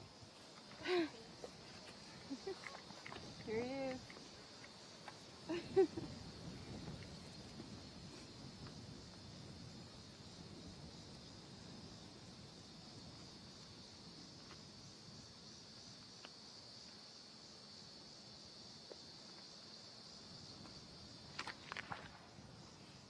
And Jessica throwing a forehand.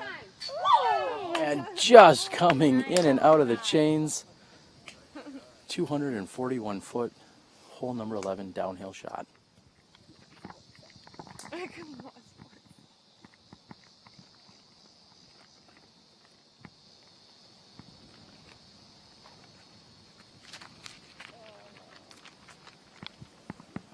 And Katrina's is on the left-hand side, just a bit short. This is a nice tee pad, though.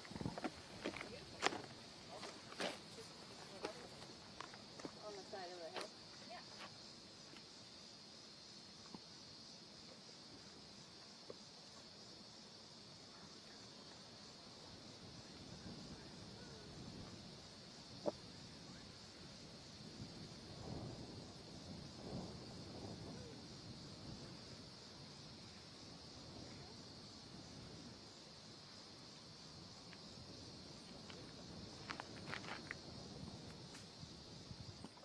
And Val's white rock coming up just past the pin. Great shot. Oh, you are gross. You're eating a fly. Woo.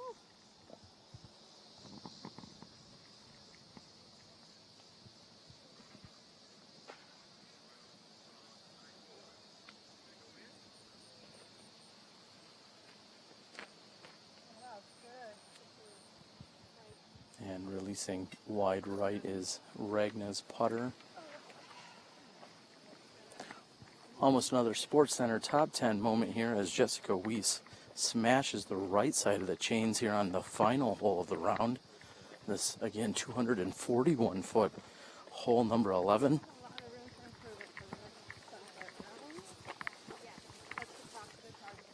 We see Valarie Jenkins at 7 under par. Katrina Allen at 5 under par. Jessica Weese at 5 under par, and Ragna at +2.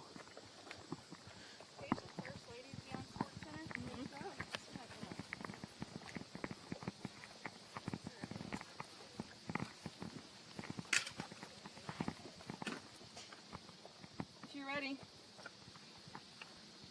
Ready? What do you think? I can go.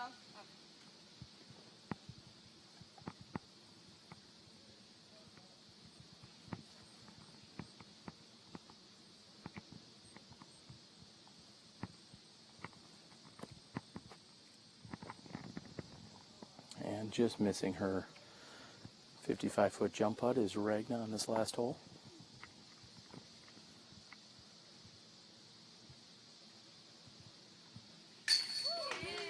And after Katrina was short on a number of putts, it seems as if she just needed a longer one, and she puts in from nearly 50 feet on the final hole. So a little added bonus and excitement here to wrap up our round.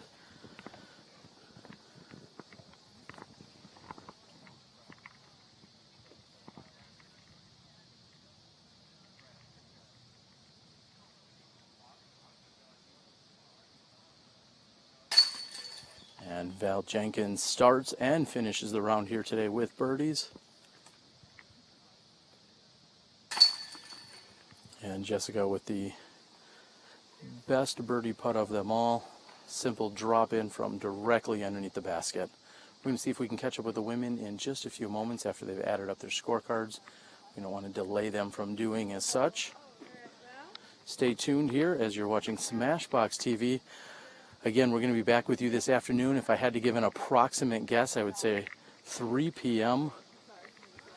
Central Standard Time is roughly when we're going to attempt to get back online, bring you the final 9 holes from the third round on the men's leader card.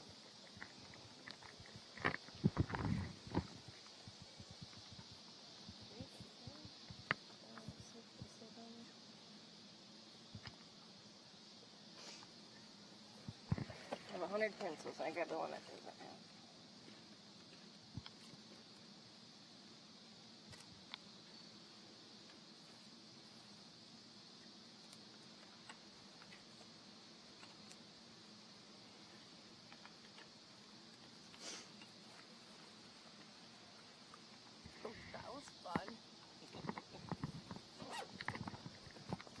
Anything you'd like to say to all the viewers back at home, Ragna? I'm sorry. But you had fun. You had a smile on your face, right? Yeah, no, I always have fun, and it was a good group, and I mean, it's perfect weather, it's a good course, and there's 2 more rounds. It's really not a big deal. Shit happens. Well, we wish you the best of luck the rest of the round, or the rest of the weekend. Thank you. In just a few moments, as soon as the rest of the women are done adding up their scorecards, we'll see if we can catch up with what may be our leader in Val Jenkins. We know she is sitting at 8 under par. Last we had heard Paige Pierce maybe just 1 off the pace. All right, I double checked them all. Did the split? They're all good.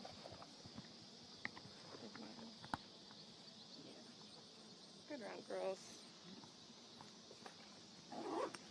Oh boy. See you next round. See ya. And shortly after Jessica adds up her final scores here, we'll get a quick word with her, and Val Jenkins will check her score for the final time.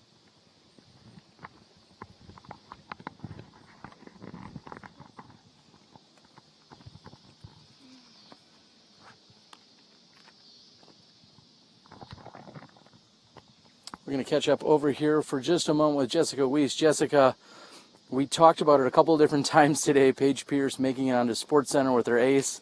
You were looking to do the same on the final hole, huh? I was definitely seeking for the ace. I mean, it's a great hole, very easy to 2, so I was trying to do better than a 2, I guess. Well, I said you got to finish up the round with one of your favorite putts, which is a simple drop-in for birdie. How do you feel like the rest of the round went for you?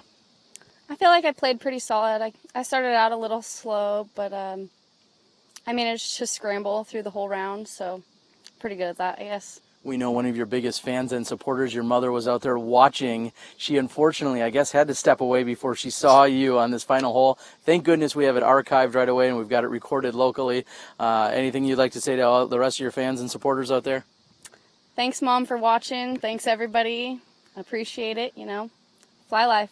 There you go. All right, that's Jessica Weese. We're going to catch up. Thank you very much, Jessica. Thank you. Good luck the rest of the weekend. Thank you. We're going to also catch up with Valarie. Oh, sorry, I'm going to get on this side. It feels... This is my good side, my good ear. Oh, right. So I always, anyway. I've caught up with Valarie Jenkins. Now, Val, unofficially you're either tied or have a 1-stroke lead at the moment. We're waiting on a few scores to come in. Yesterday I caught up with your husband, Nate, and I said, I know you're not much of a phone guy. What do you think happened over on the women's side during your round? And he's like, meh. She probably played pretty well and had a good time. And, well, you did just that. You had a 3-stroke lead. Start with yesterday's round. What were some of the highlights for you? Hit fairways. I don't know if you've seen that course, but it's a really wooded, super technical course. But if you can stay in the fairways and hit your lines, then it's crucial. And I felt like I did that. It was pretty much completely opposite of my practice round, so I was really excited. And it felt like a really great round, especially in the woods. So, yeah, I was happy with that. You showed up this morning, you had a 3-stroke lead, played conservative right off the tee, which made perfect sense, and then you just threw it in. That's gotta feel pretty good starting on your first hole.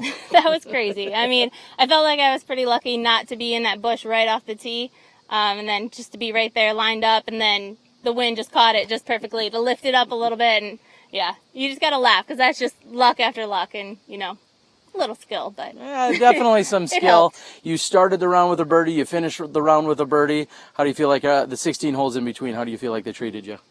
I did okay. I had a lot of maybe a handful of errors, so yeah, I got to clean up those OBs. I did a really bad disc choice out on hole 9, I think it was, so I'm gonna have to go searching for that one. All right, what's the plan this afternoon? Where are you headed to, and what's your game plan? We're going to Bradley. It's a nice, worn-in, pretty park course. Pretty well suits my style, so I'm hoping for a lot more birdies. I know these girls are going to be right at my heels the whole time, so a couple rounds left, so we'll see how it goes. All right. Any parting shots, anything you'd like to say to anyone out there? Thanks for watching and supporting the ladies. We're out here playing just as hard as the guys, so hope we impressed you. They certainly did so. That is Valarie Jenkins. Again, a great start, great finish. She has a one-stroke lead moving into her third round, which is taking place at Bradley Park this afternoon. Of course, we want to thank everyone out there that tuned in this morning to support the ladies. Smashbox is glad to do so. We've got Johnny V back at the controls, Joe Height on camera, along with Gary O and myself, Terry Miller, the Disc Golf Guy. This has been a Smashbox TV production. We'll catch up with you guys this afternoon when we see the men during their final 9 holes over at the Northwood Park. Again, for Terry and the rest of the crew, we'll see you later when you step inside the Smashbox. See ya.